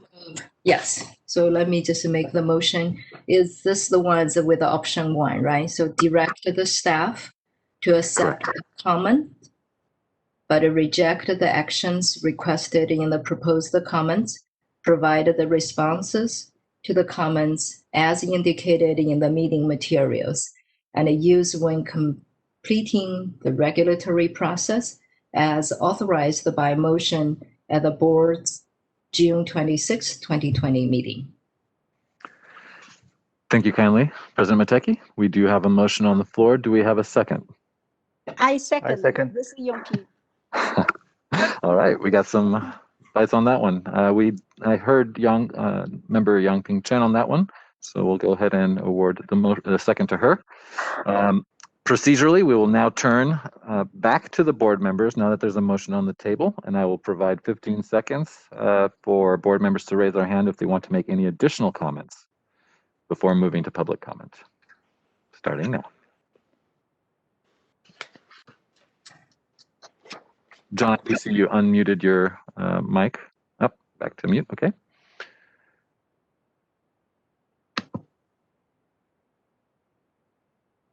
All right. Seeing no additional comments from board members after the motion, we will now open it up to public comment. Moderator, please. This is the moderator, and at the direction of the board, I have opened the Q&A panel. If you would like to make a public comment, please type "I would like to make a comment" and send to all panelists. You can locate this feature by pressing the question mark within the square located in the lower right portion of your screen. You will be provided 3 minutes and given a 30-second warning. With that, we do have some individuals that are requesting to make public comment. First, we have an individual identified as Michael Fox. Your microphone has been unmuted. Hi, this is Michael Fox. I'm a licensed acupuncturist in Los Angeles. I really only have a minor comment that has major implications. Some of the comments have indicated a gender bias, and I would like to make sure that the recorded written version of this be either gender inclusive or gender neutral. Some of the comments included the term his or her, and my transgender patient population would include his, her, or their. So if that is your preference, please include the term there. Otherwise, as Kristen has, Miss Brothers has indicated, most of the actual written test includes the term the applicants or the licensees, and that would be acceptable to me because it is profession-based and not gender-based. Thank you very much.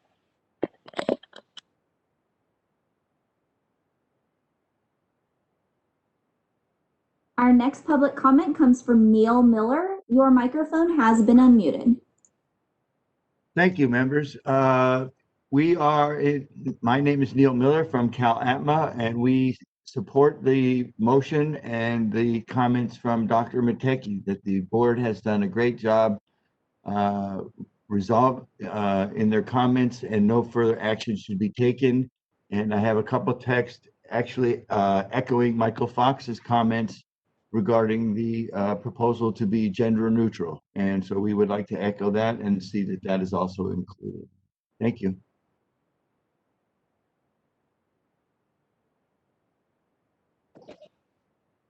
With that, we have no additional requests for public comment. Would you like me to close this feature?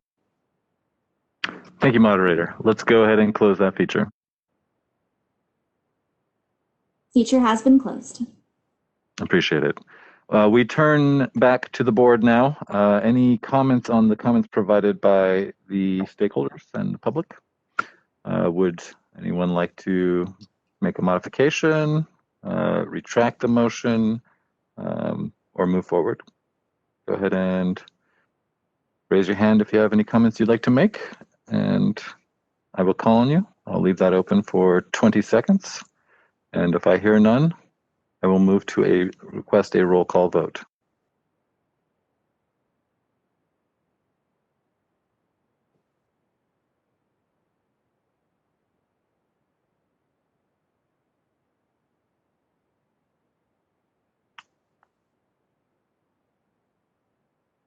If I may provide a comment, it would be beneficial to target specifically the role of the individual. I believe this was referred to as the gender neutral term, and just cite applicant so that we are clear what the relationship is between the board and the individual being reviewed.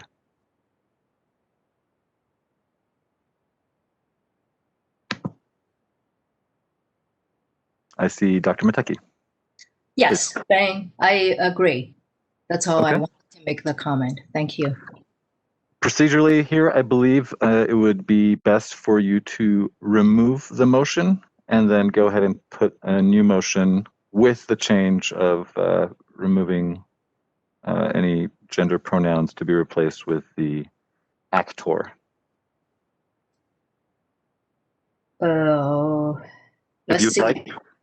Yeah, I think use the applicants maybe is more appropriate or better. So if you can help with that motion, we want to direct the staff. Certainly. So may I just formally request that you rescind your previous motion so that we can put a new one forward? Sure. Okay. Motion has been rescinded, and if you would like to now make a new motion following option 1 with adjusting for the pronouns to be referring to the actor in that situation. So the applicant in this specific case. Is that motion okay for you to move forward? Sure. Okay, and let's go ahead and get another second now that we have that new motion on the floor.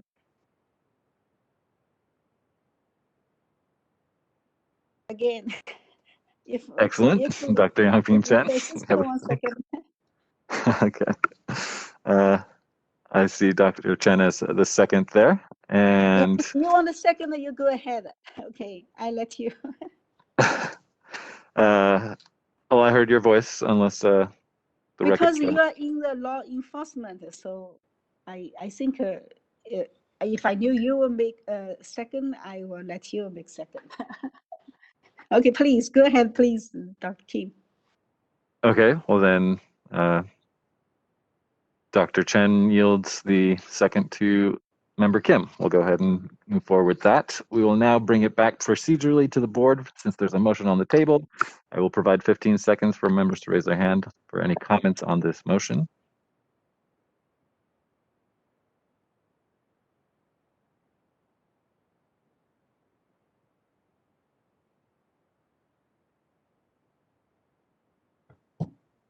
Hearing none, moderator, please open it up to the public for any public comments on the new motion on the table, which includes removing the gender pronouns and replacing it with the actor, in this case, applicant.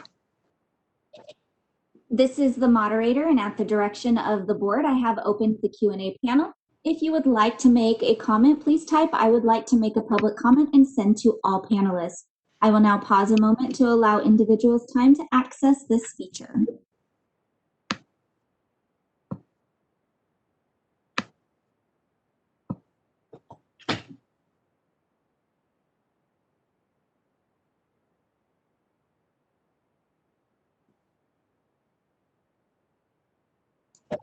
It does not appear we've received any requests for public comment. Would you like me to close this feature? Please, thank you. Feature is closed. Excellent. Let us move to a roll call vote on this motion. Christine, please read the motion and engage in the roll call. Yes, President Mateki moved to approve option 1 with also removing gender pronouns and using the more appropriate term applicant or the general term licensee. I didn't quite, so was it Yongping Chen who seconded, or I heard you said member Kim? Actually, I didn't get who seconded it. It was awarded to Francisco Kim. Okay.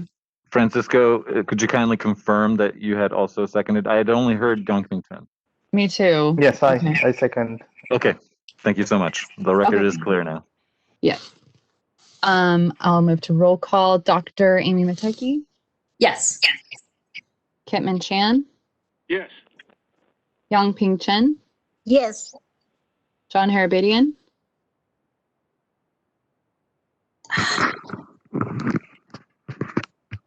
Having those sound issues there, I think. okay. Let's come back. Okay, I'll move down the line. Francisco Kim, Yes. Chudong Lee, Yes. Ruben Osorio. Yes. Okay. I'll go back to John Harabidian. Has that been sorted out, or? I am not seeing him on the list, perhaps. Go ahead. This is the moderator. It appears he has dropped off. Perhaps he's trying to reconnect. I will advise you once he is back on. Okay. I think we can move on unless, do we want to hold this open until he is back on? We do have enough. We have 6 in favor and 1 absent. That is true. And we can also add the question once Mr. Harabidian is present again and returns. Okay. So I suggest we move forward with this while tabling the matter until we can get the full vote. Fred, please. Yeah. Yeah, I mean, as it stands, I agree with staff. I mean, the vote as it stands right now is sufficient to move forward. But that's at the discretion of the board. We could definitely table this until John comes back and we get his vote. Would we need to table, or can we just close and reopen? I think you can close it. I think we can close it because you know. This is the moderator. There he is. Back online. Oh, there he is. Okay. John, would you like to try once again for the roll call? Can you hear me now? Yes. Yes. Wow. Okay.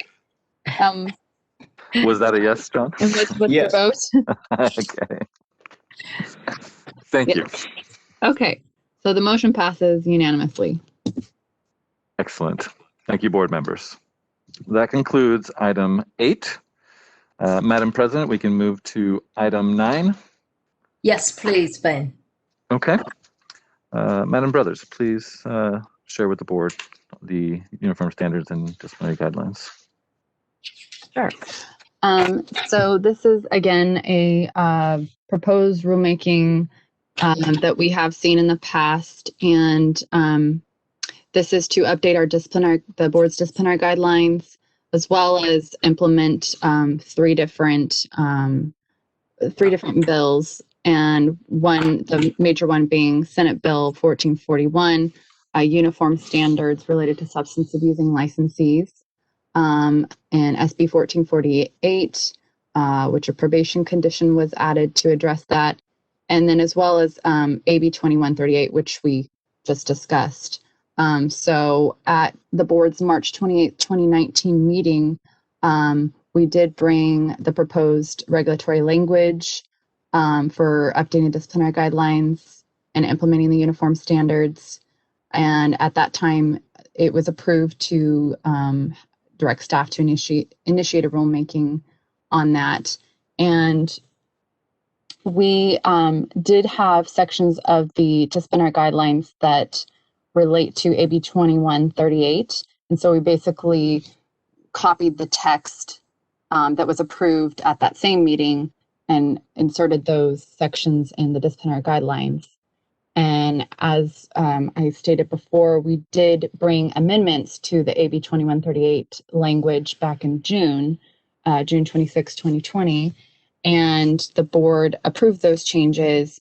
And so we now have modified text. And so there is a disparity. There's it does not match the sections we have in our disciplinary guidelines reflect the old AB 2138 language. So we're bringing it to the board today to align the guidelines with the modified AB 2138 text that was approved at that June meeting.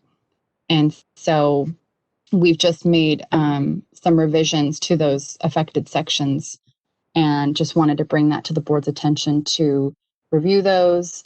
You've already reviewed the language as part of the AB 2138 package. So it's just simply putting it in a more text-friendly version into the disciplinary guidelines without like the subsections and all of that, because it's not an actual regulation. And so if you go past the memo, we have the proposed regulation here. And again, everything has been voted on back in March of 2019. The only revision is to section 1399.469, which is indicated in highlight and double underline. And we're just basically updating the revision date to December, reflecting today's board meeting that you'll be reviewing it once more. And then the actual changes to look at, that is to achieve alignment with the AB 2138 language, is if you go to the disciplinary guidelines and go to starting on page 12, you'll see the modifications in highlight and double underline. And this is, again, matching exactly how it is in the modified text that you approved back in June as part of the AB 2138 package. And so if you turn the page, you'll just see all the different highlights and double underlines, double strike throughs, and all of this was reviewed. And just to refresh your memory for the reasons for the modifications is they were mostly technical in nature, but also included some substantive changes as well. And those were to address changes to conform to the directives from Office of Administrative Law and the other Department of Consumer Affairs programs, AB 2138 packages. So that's what those modifications reflect. And then the only other minor change, if you go further in the guidelines, is on page 52 under the section recommended action by violation for general provisions of the BMP code. So for section 480, which is the section that allows the board to deny for a substantially related conviction of a crime, I think it was just an error for the optional terms and conditions. We had the 9 left off, and so it just read optional term condition number 2, which would be incorrect because that's actually condition number 2 is a standard term and condition. So we just added the 9 in because that's what it meant to say. So this is just a quick little cleanup here. And optional condition number 29 relates to abstain from drugs and alcohol and submit to tests and samples on page 35, that probationary condition there, just in case one of the causes for denial is a conviction related to alcohol, that it would cover, and we would have the ability to include that in a disciplinary action. So that's all of the changes, very minor. It's just sort of some cleanup and technical things. And what we want to do is we just want to update the vote. And we do have suggested motion language on page 2 of the memo. And you would just essentially be approving the revision date to 1399.469, because that's the only change there. And then also the incorporated changes within the disciplinary guidelines. So does anybody have any questions? And we can open it up for discussion now. Thank you kindly, Ms. Brothers. Board members, any questions or comments on these changes? They're relatively straightforward. And just point of clarification, there was one additional change to the disciplinary guidelines just on page 2. Christine did note that the language itself had changed, and I wasn't sure if the page 2 of disciplinary guidelines, again, just establishing that it's December of 2020. So make sure we're complete in noting all the changes. Yeah, sorry. Thank you for pointing that out, Ben. Certainly. I am going to provide 15 seconds for board members to raise their hand. Again, we're just bringing in language that we changed from before, and also perhaps catching some needle in the haystacks with condition number 29 there. Good catch. Good catch, Christine. All right. I am not seeing any questions or comments, or excuse me, raised hands from the board members. So do we have a motion?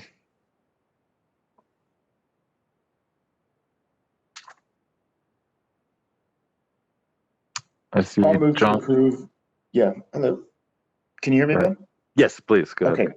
I'll move to approve the amended proposed regulatory text for Title 16 TCR Section 1399. And did Christine say that we needed to change that to a different number? Sorry, I must have missed that.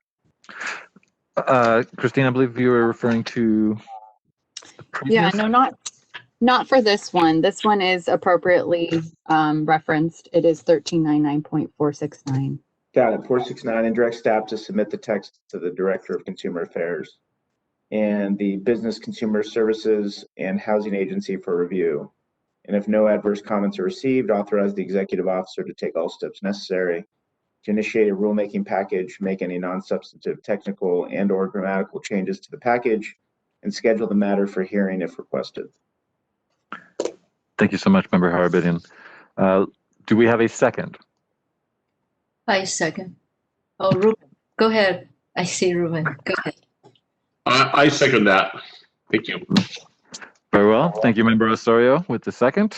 And we will now procedurally go back to the board members. I'll provide 15 seconds for any additional comments now that there's a motion.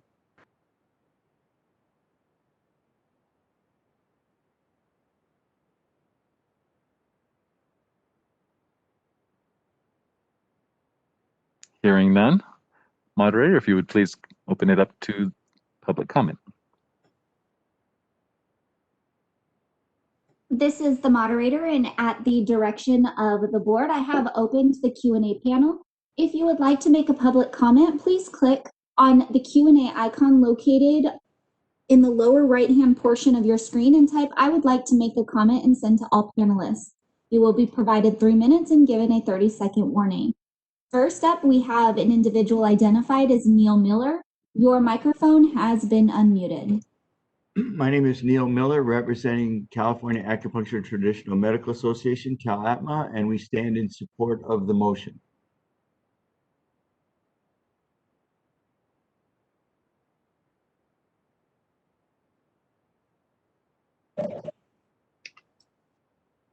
We have no additional requests for public comment. Would you like me to wait a few seconds, or would you like me to close this feature?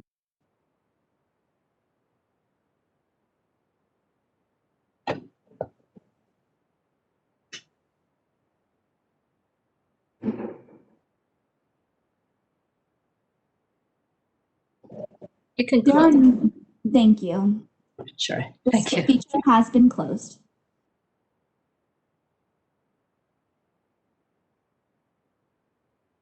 So shall we move, have a roll call? Maybe Catherine? Apologies, I was on mute. Yes. Please, Christine, roll call vote.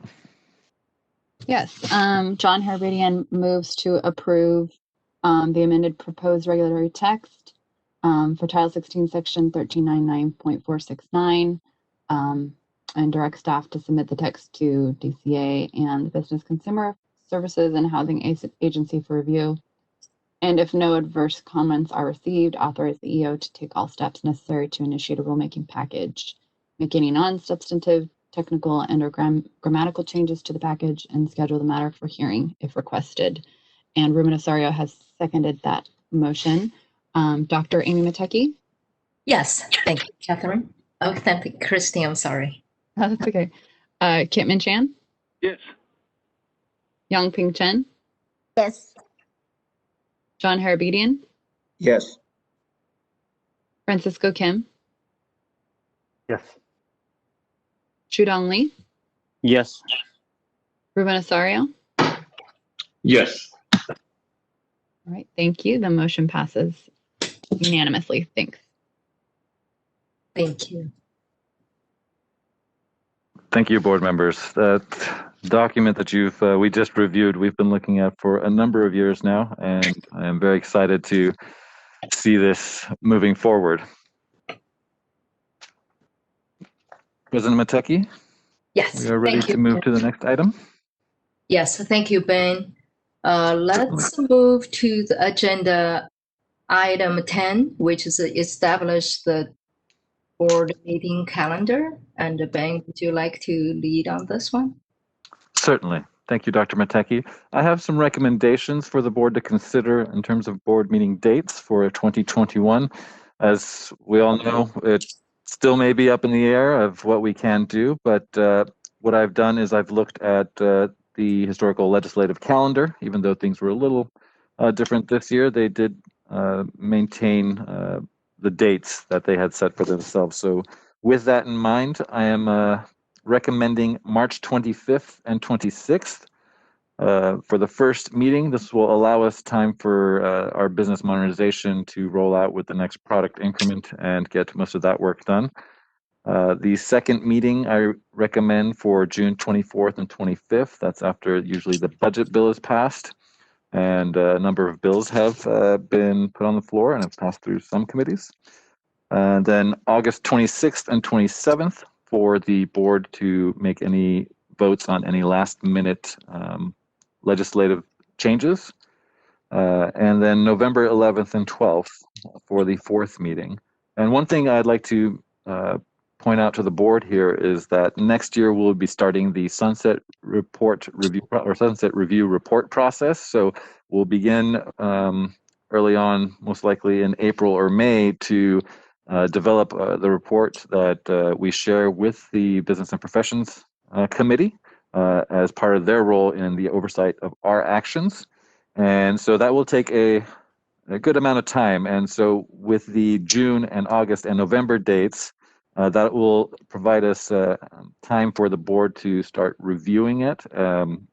Definitely anticipated for the board to start looking at it in August and November. A report tends to be due, historically it has been due with the first week of December. We'll need to confirm this time around. So there may be some subject to change, but for the moment, these are the dates I would recommend, and we're willing to work with your availability. Board members? Yeah, the date will work with me. Same here. Thank you, President Matecki and Member Harabedian. Yeah, I have availability on that. Yeah, on that date. Thank you, Member Kim. This is Yongping. Mr. Boudier, is it October or November? November 11th and 12th. Okay. It's all fine with me. Thank you, Dr. Chen. This is Shudong Li, and all the schedules are working for me too. Thanks. Thank you, Member Lee.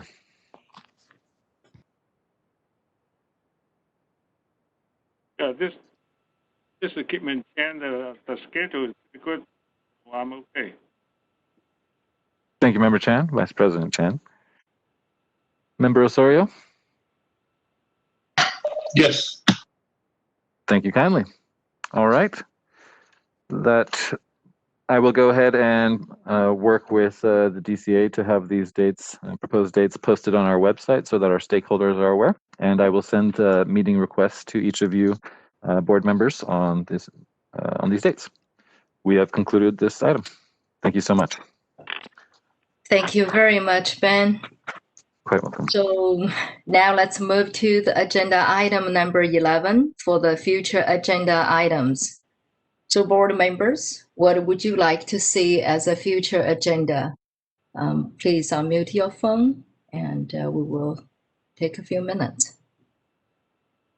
Can I just ask a question, Madam President, to staff about the CalAtma request to talk about the blood issue, where that is?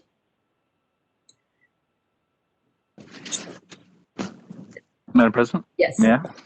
Yes, we definitely want to be working with the associations to address their requests, and we'd be looking to have that the next year, and working with the president, provided there's no other pivoting that the board has to do to address other crisis situations. We could look at holding it within the first or second meeting of the year. Thank you, Ben. Yeah, thank you, Chair Harabedin, for mentioning that this time we had a few emergency. We have to change a little bit, but definitely we will consider it. And thank you for brought that up.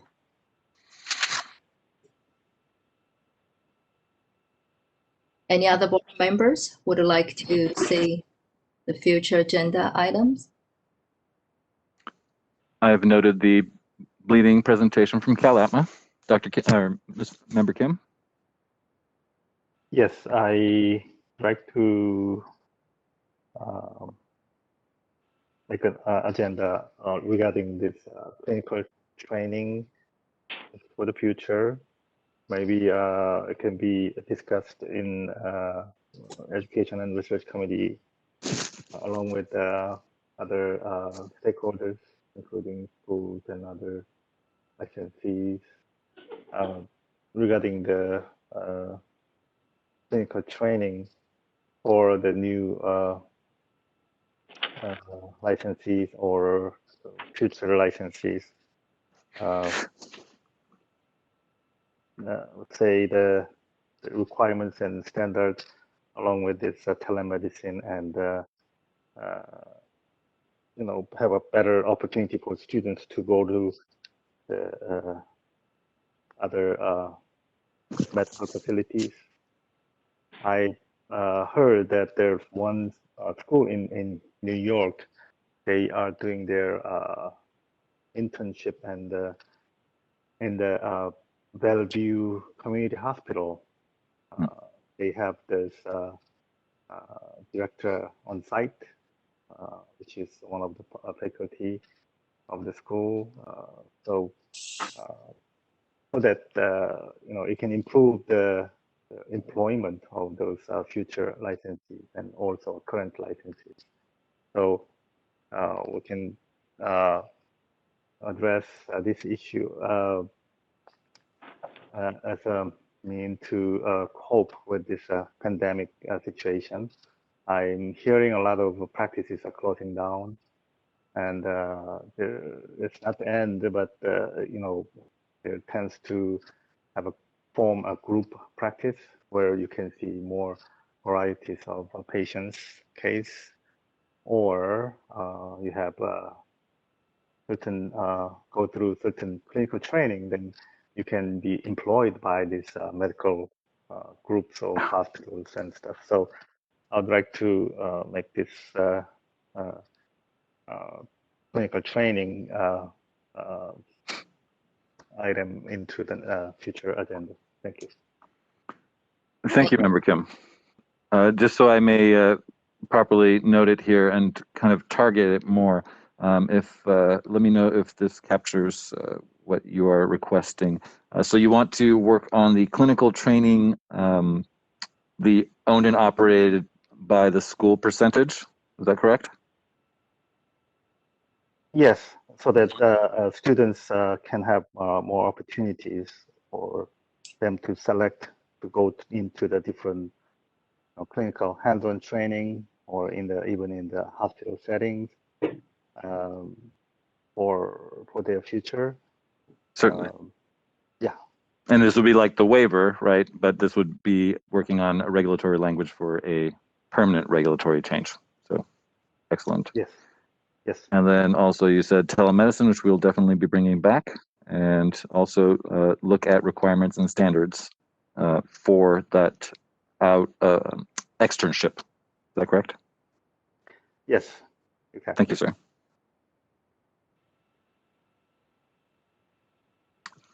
Any other items? I see Dr. Chen have the hands on. Thank you, Member Kim, and thank you, Ben. Certainly. Dr. Chen, please. Thank you, President Dr. Mateki. So from this meeting, I heard from the stakeholder, like Neil Miller, Miss Miller. He said during this pandemic, actually, he's seeing patients after COVID-19, the symptom. He treated quite a few patients, and as I know, some other professionals, acupuncture, they are treating actual COVID-19 positive patient. So I see the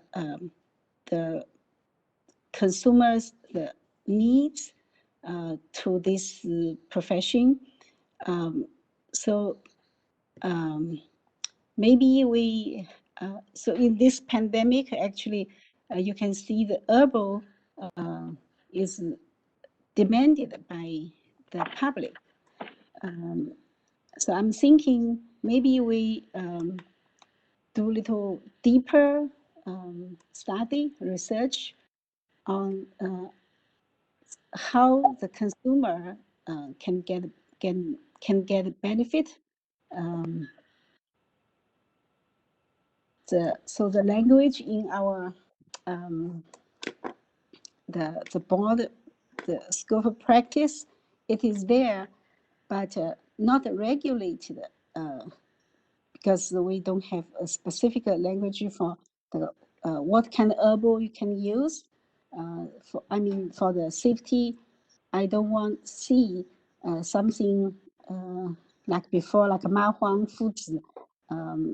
Some people get toxin and threaten to their life. So while the consumer has the needs demanding to the Oriental medicine, to Chinese herbal, meanwhile, as board, should we more alert to how to monitor this, how to oversee the practice of this the herbal medicine? So should we discuss that? So I will suggest this put in the next meeting agenda. Thank you. Thank you, Dr. Chen. Thank you. So to make sure I've captured this, you want to do deeper research into the regulation of herbal medicine?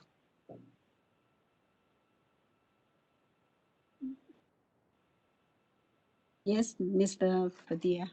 Okay. Thank you. Okay. So I see Member Kim, Francisco Kim, raise the hand. Yes, I do see the trend. Early this year, a lot of doctors are tending to go to telemedicine instead of seeing patients face to face, and some of the patients they don't have enough attention and enough care, and especially it involves any pain or any other issues like psychological insomnia, anxiety, and those patients' case are not properly handled, from my experience, by the current medical system. including my father. She lives in Southern California, and he's been given this anti-depression medicine or anxiety medicine, even sleeping pills, and he's been having trouble. So I had to go down there and then intervene. So those kind of things are arising in this whole community. So we cannot just focus on saying herbal or acupuncture, but we have to be more on, adapt to this new situation to handle and serve the public better. So that's what I mean by we can have more of clinical training, even for the licensees, to accommodate the needs of the community. Thank you. Thank you, Member Kim. So I think, there's a mention about the education and then the herbal research. Chair Harabini, I didn't want to put more work on you. I know how busy you are, but I think maybe it's appropriate, this is education research committee, and any other board member who's interested, like Dr. Chang, maybe work with the staff and Ben to help maybe the next step for the next year. We can certainly start looking into it. Abadigo, Fred, if you have anything to add on, please feel free to help guide the board. I know there's certain topics, maybe it's sensitive, but I think there is a need for the public. I always look at the safety point, as Dr. Chen has mentioned, certain herbs is medicine. And I do believe it need to be well-trained practitioner to direct patients how to use. And we can't just treat it as food. You can just go to the store to buy it without guidance. So I'm echoed with, more future looking into this, to work with the stakeholders, schools, how to help benefit the public better. Every day I get asked, do you have some herbs I can take, to help, prevent the disease, or, to help me increase my immune system. So I like this to be, looking into it. I agree with President Dr. Mandaki. This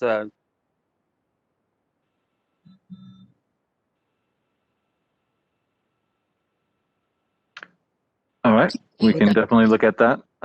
We will look to see what we can do and work with the board members to start researching herbal medicine. I do urge caution in terms of expecting a soon timeline or an immediate response on this. Just as I mentioned before, we are moving to sunset reporting. We are in the middle of the business modernization, and we have a number of projects going through along with these epidemics, and we can take this on. I just want to make sure that people are aware there is a lot on our plate as well. So thank you. Thank you. Is the Vice President Kimman, you wanted to say something? Oh, I'm fine. Oh. Okay, thank you. Any other board members have any comment? Thank you, Dr. Lee, Shudong Lee, for your comment. Thank you. So shall we open up to the public to address this future items? Certainly. Moderator? Yes, moderator. This is the moderator, and at the direction of the board, I have opened for public comment. You can find your ability to make public comment by clicking on the question mark within the square in the lower right-hand portion of your screen and type, "I would like to make a comment," and submit to all panelists. You will be provided 3 minutes and given a 30-second warning. With that, our first public comment comes from an individual identified as Neil Miller. Your microphone has been unmuted. Thank you. My name is Neil Miller, representing Cal Atma. We started today with me making something I don't like to do, which is a complaint.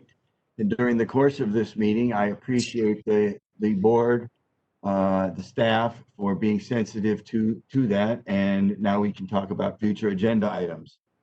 The future agenda items that we have listed for the last couple of years are included in today's minutes that were approved. So if you look at the minutes for today, it will mention Asian massage, bloodletting, dry needling, and lasers. And I wanted to add a little bit to that today. As far as the post-COVID syndrome, I assume that you're going to be approving classes. Cal Atma has a 8-hour class that we are presenting that we'll be talking about COVID-19, as well as we have clinical guidelines for practitioners in terms of safety, and we'll be coming forward with that. But I think that there should be more education. And today's meeting, highlighted by comments from Dr. Chen and Dr. Kim, take me to Mr. Harabedian's committee. There is a need for more education, and it's dependent upon the acupuncture board to look into this issue and make recommendations to the legislature. Previous boards incarnations have shown through curriculum competency that our education needs to be more, and it was thwarted in politics due to politics. But in order to better protect the consumer, I would like to see this on the agenda for our education curriculum competency. The education in today's needs for the consumer is much different, and the expectation of California's consumers is much higher, and we have to raise the bar there. I'd also like to talk about the clean needle technique.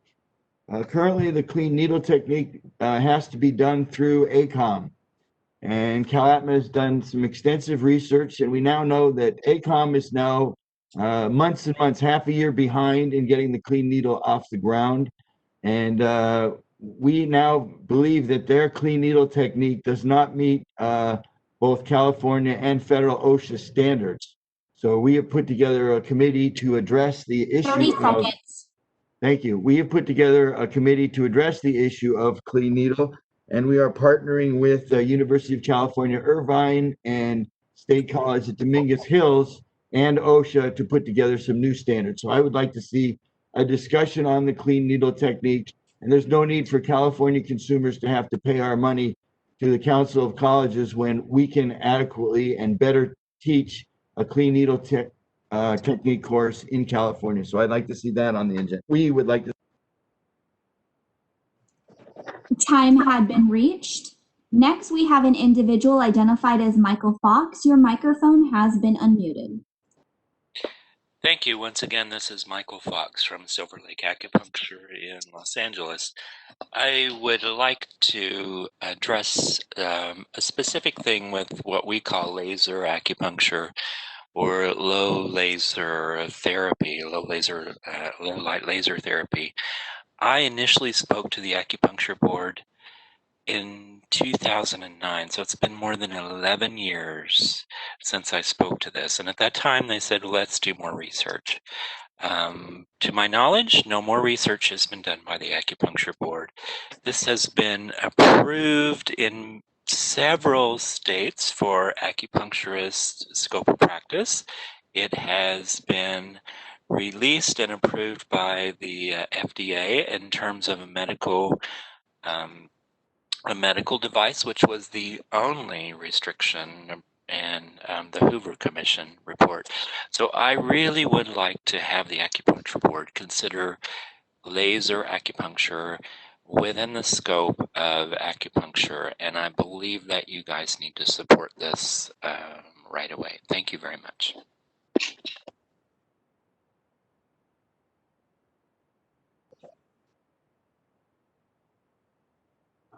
Board Chair or Board President, I apologize, Executive Officer Badea, would you like to hear second round comments on this particular agenda item? You mean from the public right now? Yes, so an individual who has already commented once would like to comment again.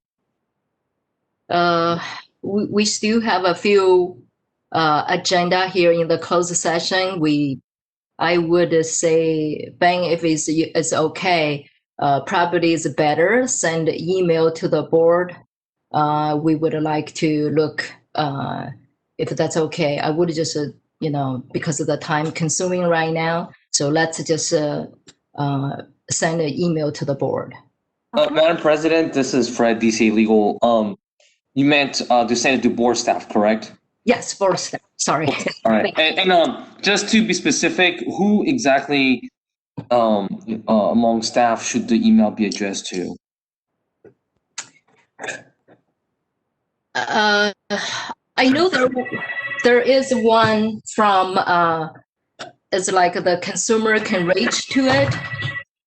I would recommend that any agenda items be sent to ACU Policy, ACU, P as in Peter, O, L as in Larry, ICY at DCA, Delta Charlie Alpha .ca.gov.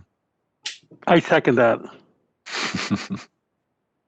Fantastic. And just also to provide guidance for the stakeholders, we will have an additional future agenda items at tomorrow's meeting as well. We do have a closed session that we do need to go to today. However, we do have another comment, a first round comment on the public comment field. So we do. Valerie Hobbs. Valerie Hobbs, yes. Your microphone has been unmuted. Thank you, and thank you for this very productive meeting today. I am responding as the co-chair of the C&T committee for the Council of Colleges of Acupuncture and Oriental Medicine. And if the C&T comes to a future agenda, I would be happy to give you a presentation. Our course has been taken fully online and is now open in both English and Chinese, and soon to be in Korean. And the test is fully proctored. And we would be happy to present material if you take up the issue at a future date. Thank you.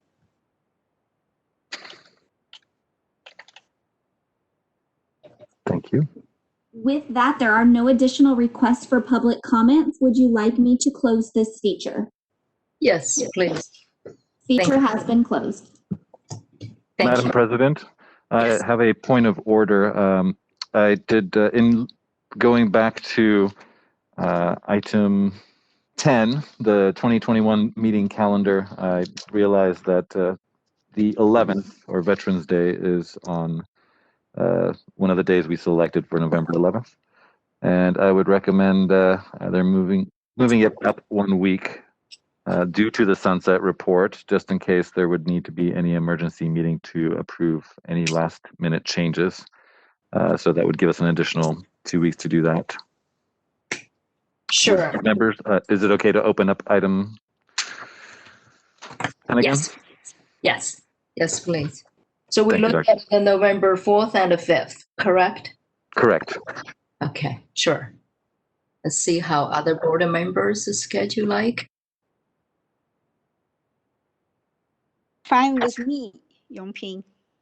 Thank you. I'm okay. Okay with that date. Thank you. This is Shudong Li. I'm okay with the date. Excellent.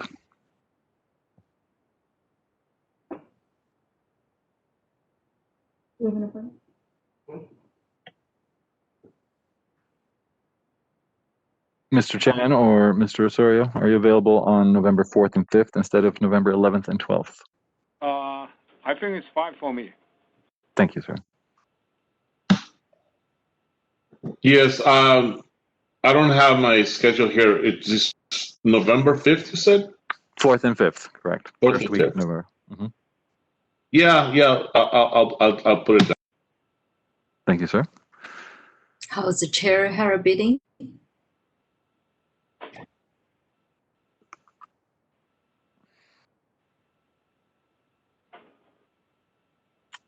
I see Chair Harabedian is still muted. Maybe just reach out to him later. Certainly. Assuming the 6 board members are okay. Okay. Sure. Certainly. Yeah. Thank you so much. Apologies for the confusion there. Thank you for catch it. Mm. So, and thank you, moderator, too. So now come into our last item for the day. So it's 12. It's for our closed sessions. So the board now enter the session to discuss the EO evaluation. So board members and board legal counsels, please remain online. And I would like to request all the other members of the attendees to be offline. And I really appreciated the stakeholders for your participation with today's discussion. We very appreciate your time and your expertise and your willingness to work with the board. So now we're going to move to the closed sessions.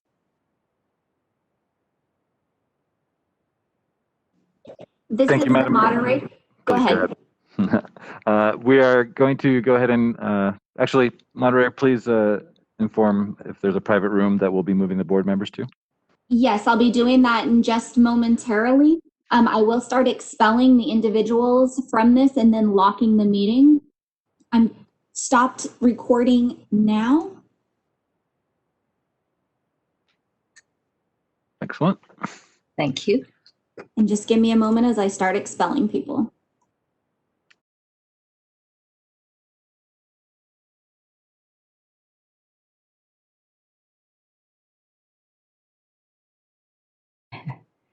So we're coming back on open session at this point?